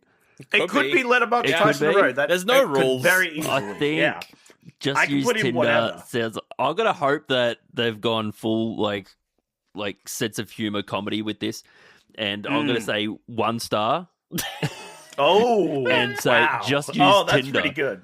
That's what I'm hoping. Yeah, I'm hoping the comedy's gone around, but that's my that's go. a good guess. All right, I like that. That's a good guess. I'm gonna say it's Zach's review because I think you've been putting it earlier and earlier in the game, so I'm just gonna go out on a limb and say it's your review. What?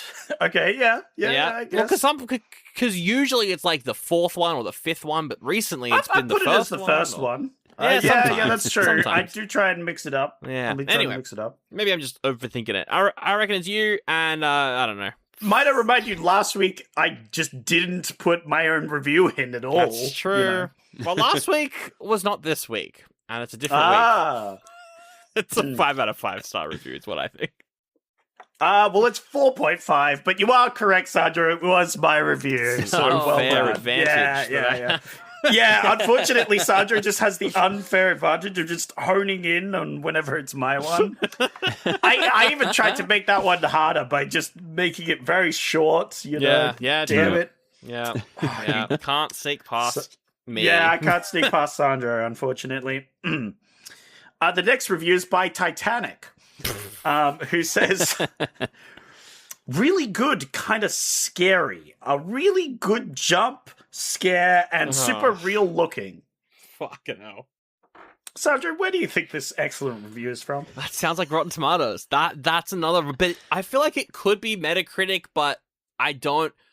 Metacritic ones are like they're nothing reviews. That's a bad review. So I'm going to say that's Rotten Tomatoes and probably a 3.5.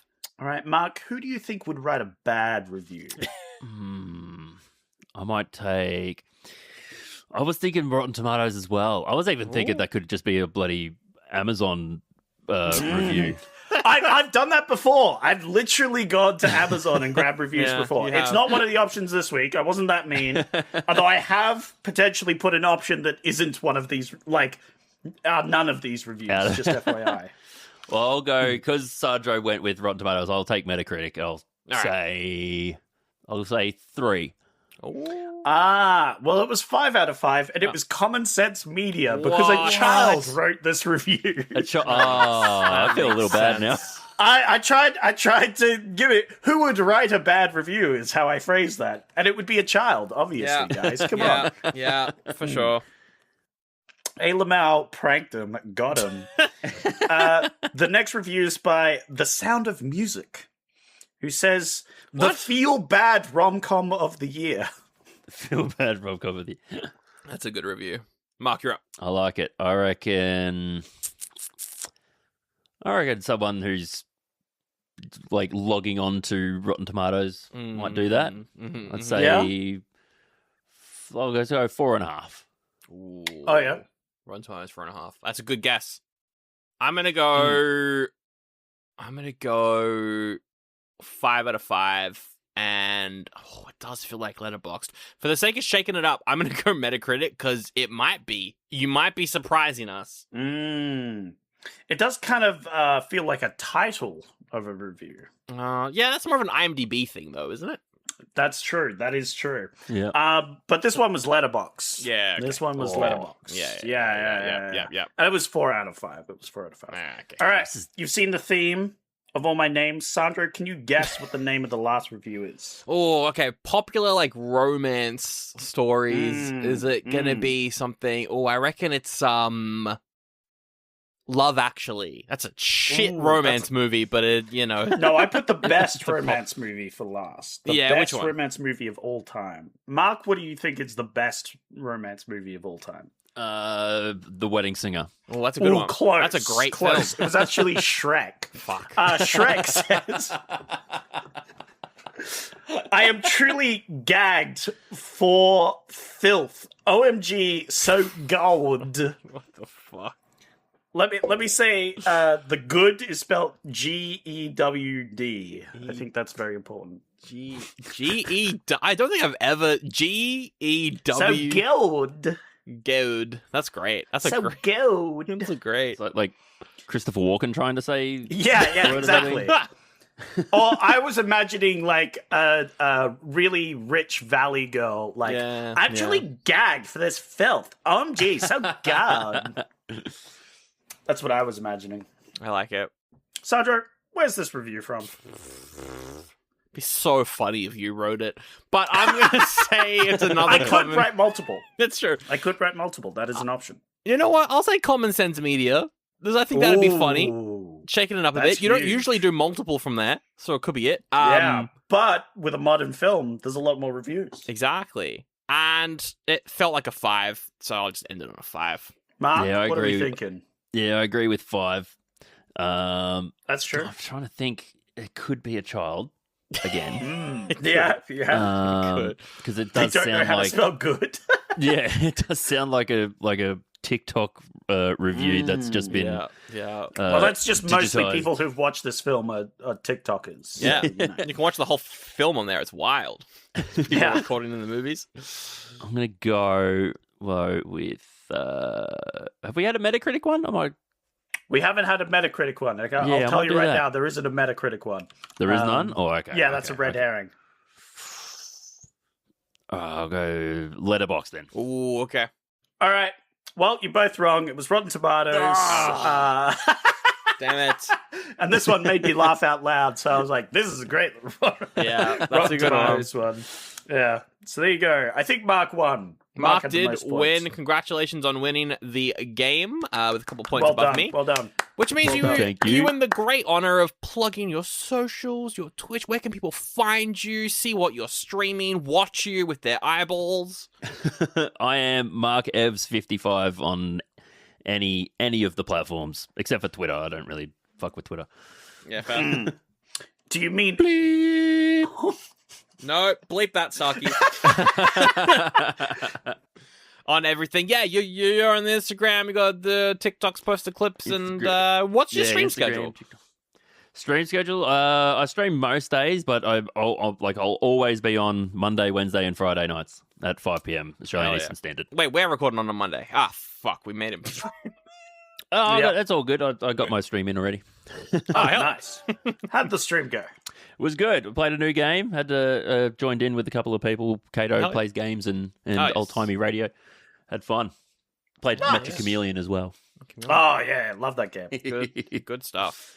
And, I mean, Zach and I will plug PAX probably later, but we'll be there, and I'm sure you'll be around. That's so true. just all the gamers. Yeah. All the gamers Thank you guys for having me on. This was awesome. I was like super. I've always wanted to do something like this, and I'm glad I finally got the opportunity. I was super nervous, and I feel confident in doing another thing, something like this in the future. Oh, absolutely! I appreciate you guys. Thank we you. needed an expert on Obsession, and we got one. It was very impressive. Thank you for coming on. No, absolutely. Like pointing out the rewatching thing was actually really good because now I do actually want to rewatch it and see his friend, like his words, things that he was originally going to say to her and instead ends up being steered towards these horrible actions. It's like, now I actually do want to rewatch this and see that because, knowing that is actually going to change everything. Yeah, no, absolutely. And we'll definitely get you back on again. You've been someone who I've wanted to get on the show for a while, so I'm glad this could work out. And check out Mark's stuff. It's fun content. Okay, speaking of other fun content, I guess you can review us on Apple Podcasts or fucking drop a comment on YouTube or Spotify if you want. That it helps the show out. We're on patreon.com/oldiebuddygoodypod for ad-free early episodes. You can also get bonus episodes where Zach would doing the Cage-orama. What's that? The Cage-orama? Yeah. The Cage-orama is where we watch Nicolas Cage movies. We find out how cagey they are. We rate them on the Cage scale. We've watched some good ones this month. We had Red Walk West. Yeah, that was which good. was a sick movie. Spoiler, it was sick. It was a good one. What was the one after that one? Oh, yeah, Spider Noir. That was earlier on. We did the whole television series, which is brand new for the Cage because he doesn't really do much television, and so we watched that. He doesn't. And that had some episodes with some things in it. Yeah, things happened. Spider-Man things. Yeah. And some non-Spider-Man things as well. And noir things as well. Mark, what's your favorite Nicolas Cage movie? Ooh, that's a good question. Ooh. Okay, there's okay. What kind of Cage? Because he's got different levels, all right? Well, that's the whole That's the Cage question. dramas. We watch Cage movies where there's very little Cage. Like, what would be a good example? Fucking National what's Treasure. the I don't one? know. National Treasure. Yeah, very low yeah. Cage on that one, but Yeah. still Yep. a good movie. Yeah. Whereas we watch very high Cage movies like Vampire's Kiss or Mandy.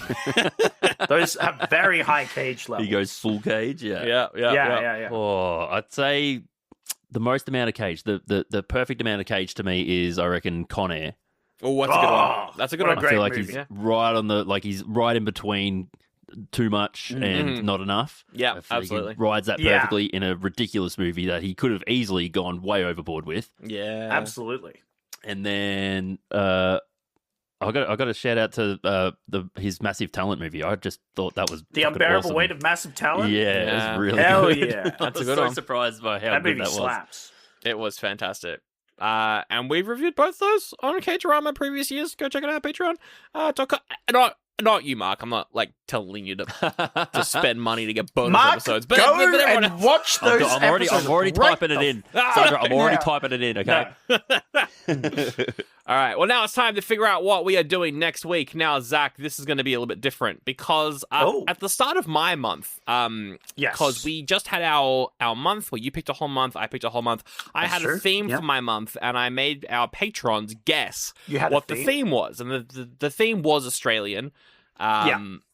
Movies. So I made Patreon guess what the theme was, and I said whoever guesses the theme correctly first can pick my movies for the next Whoa.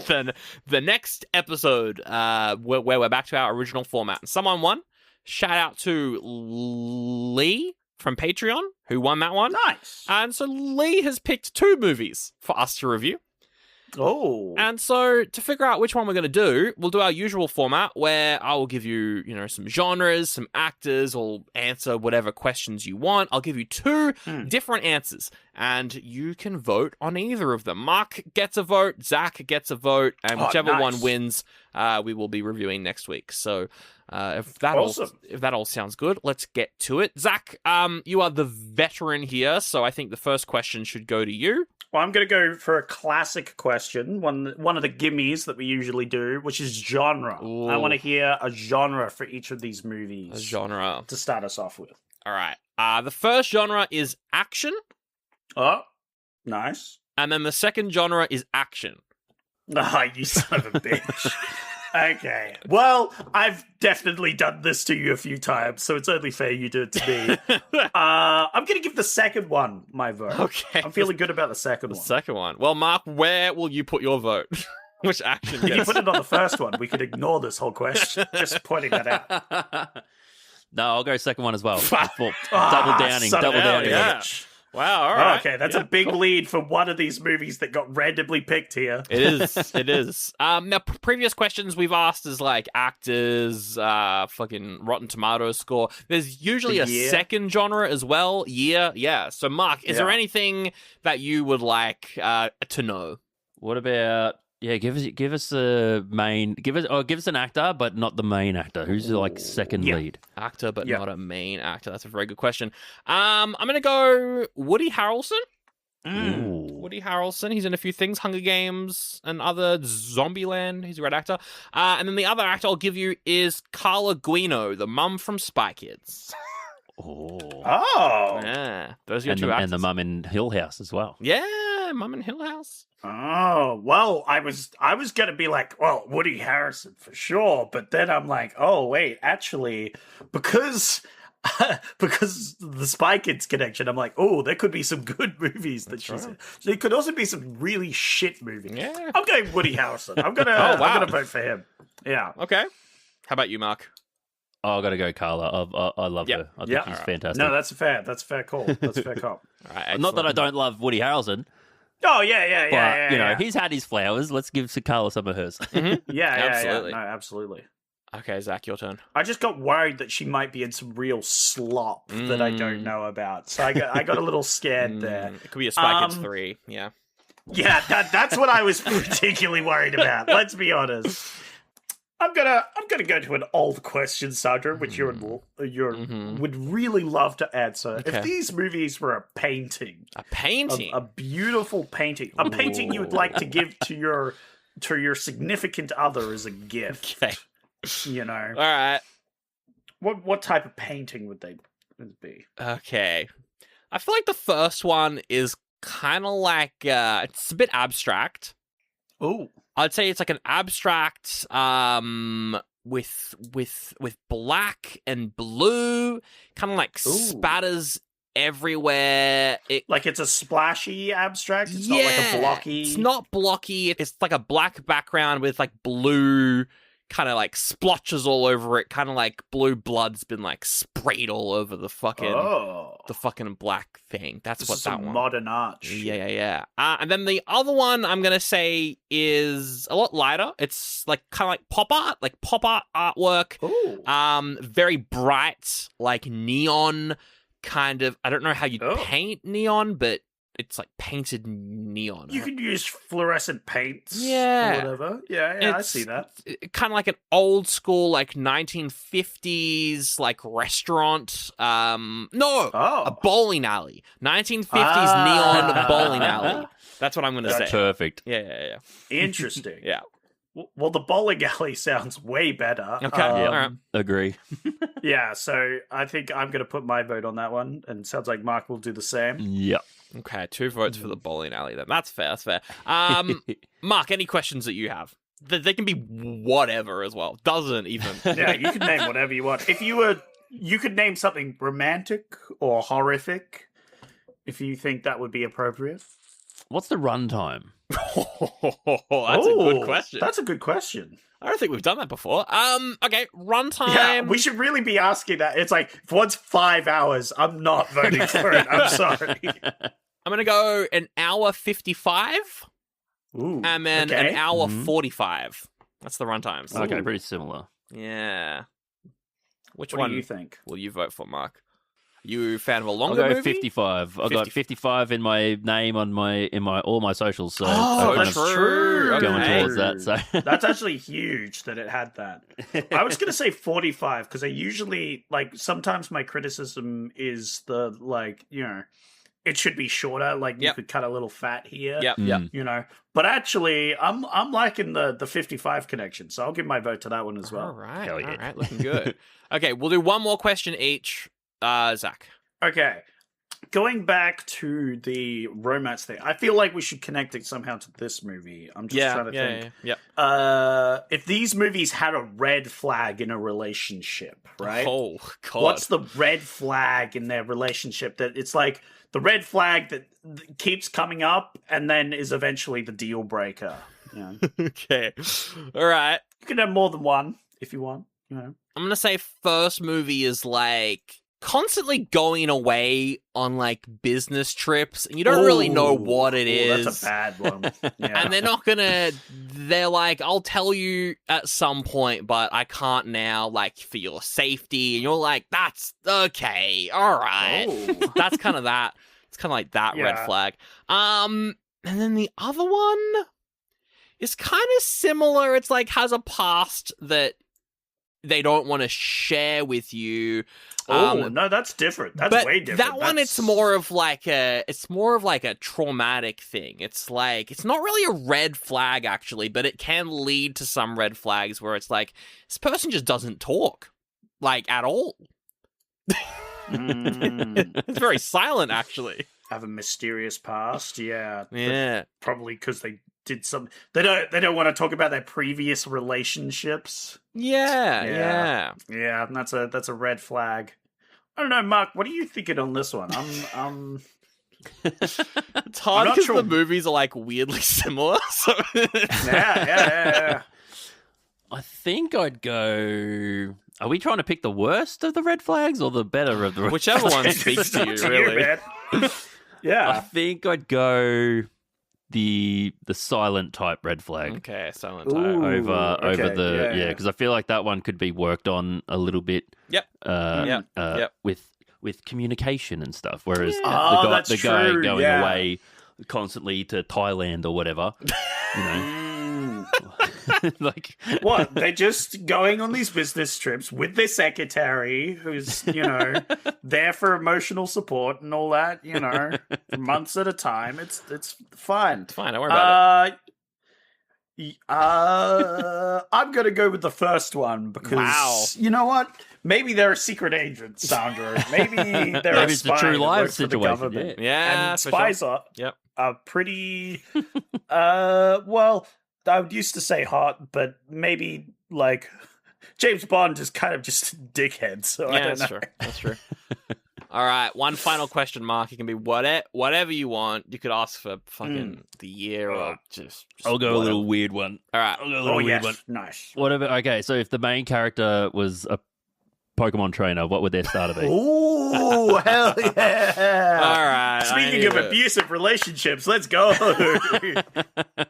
I'm gonna go the first one. I'm gonna go Torchic. Is that the name? Oh, okay. Yeah. Yeah. That's it. That's how you pronounce it. I'm gonna go Well Torchic. done. It's kind of like That's a good one. small orange chicken thing. Yeah. Oh, it grows up into a powerhouse. Okay. That's a solid pick right there. And then for the other one, do I want to go Squirtle? I think I'm going to go Squirtle. Ooh. Yeah, I'm going to go Squirtle for it. Yeah. Gen 1. Yeah, that. I think that was my original starter as well. Okay, all right. So, yeah. Squirtle. I'm kind of leaning towards the Squirtle. Torch. Okay, a vote for Squirtle. What do you think, Mark? Yeah, I'm partial to Gen 1. So yeah, the Gen 1's carrying. Although I feel like there's a lot of people that would have gone with Torchic there. Yeah. One, it's the fire type. Yeah. And people are all cringe fire type users. And also evolves into Blaziken. That's true. Which is like sick Pokemon. The kicking chicken. Yeah, the kicking chicken. But yeah, no, Squirtle. Damn. All right. Well, we got a tie, so we need one more question. No Oh my god, that's crazy! How did we end up with a tie? I thought one was ahead by one miles was at ahead, this and then the stage. other one caught right up. That's the thing with having two people is it's way easier for there to be a tie. That's crazy. Goodness. All right, finish it off with the year. What year? That's not helpful. The first movie is 2021. The second movie is 2021. Fuck! Oh. Shit! Mark, which one are you voting for? I'll go the first 2021. I'll vote for the second one. All right, next question, Mark. Go.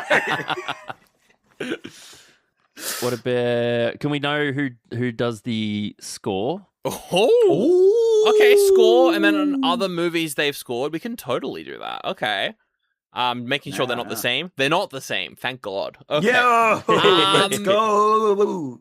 Nathan Barr, who has worked on TV shows, so True Blood, and The Americans. Okay. Oh, I like The Americans, yeah. True Bloods is interesting. True Blood, Americans. That Americans. gives me some hints. Has done some movies as well. Did the Hostel soundtrack. Lot of horror in there. Yeah, that's what I'm thinking, right? Yeah. I'm like, ooh, sounds like there's some horror. All right, and then the other composer is a guy called Frank Ilfman. Oh, he sounds weirdly familiar. Yeah, composer is Frank Ilfman, who actually hasn't done a whole lot here. I'm looking around. Hasn't done anything super, like, noticeable, but has some movies or TV shows in here that do have pretty fun names. We've got names like My Mother the Architect. It's pretty good. The Peacock That Passed Over is a short film that they did the soundtrack for. Yeah, actually hasn't done much. Really. has not done much, actually. So you've got someone who... There's a photo here of him attending the Kingsman premiere, so maybe he had something to do with that. Interesting. But the style of them is, like more horror kind of vibes. And then the other guy, Mr. Frank Ilfman, has done like classical, like electronic classical kind of like art house stuff. I was about to go for the second one because they sounded interesting and fresh, but the first one, electronic, I'm more on Len now. Mark, I'm going to vote whatever you vote at this stage because we need to end the segment. Yeah, no, I like the idea of the electric and all that over the constant horrors, like something a little different from this week, I guess. Yeah, cool. All right. 2 votes on that one. Sandro, who's the winner? Who's the loser? What are we doing? Well, the winner is a movie that I will say second, because the runner-up is a film called Kate. From 2021, starring Ramona Flowers herself, Mary Louise, Mary Elizabeth Winstead. Oh, yes. This is the one with Peterson in it. Yeah, I have not seen it, but I do remember it coming out and getting kind of a mixed reaction. I think she's an assassin, which is why she's going off on business trips. She's an assassin who she has some poison, got 24 hours to try and get a cure or kill whoever gave her the poison or whatever.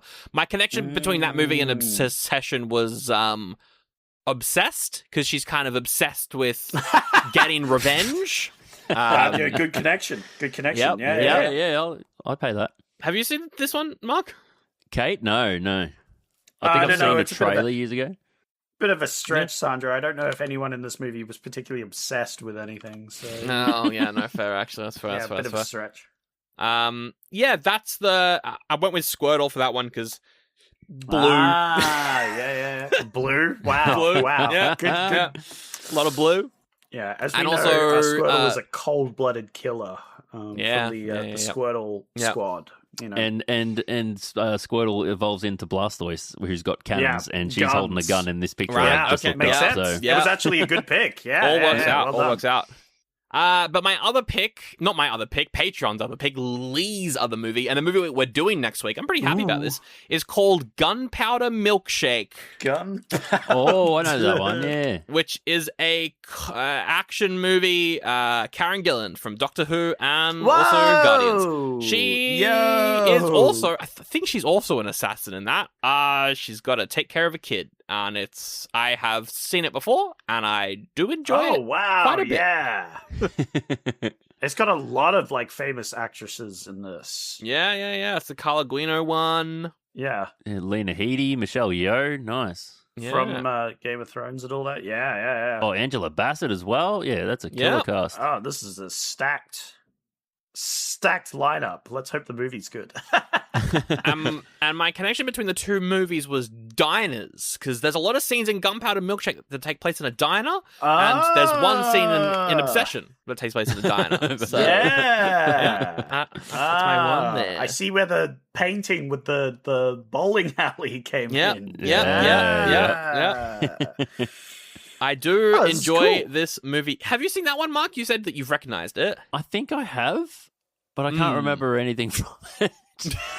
Or I just watched the trailer, got super excited to watch it, and I forgot about it, or just haven't had an opportunity. Where is it? Is it available to watch anywhere? I don't think Netflix. So. It's on Netflix? Oh, right? Looks like you can buy it on Prime. Because it says I thought it was a Netflix special here, right? No, that's the Kate one was a Netflix original. Oh. I'm not sure about... It has, for this one, it has Netflix official trailer as the official trailer for this one. Wow. So yeah.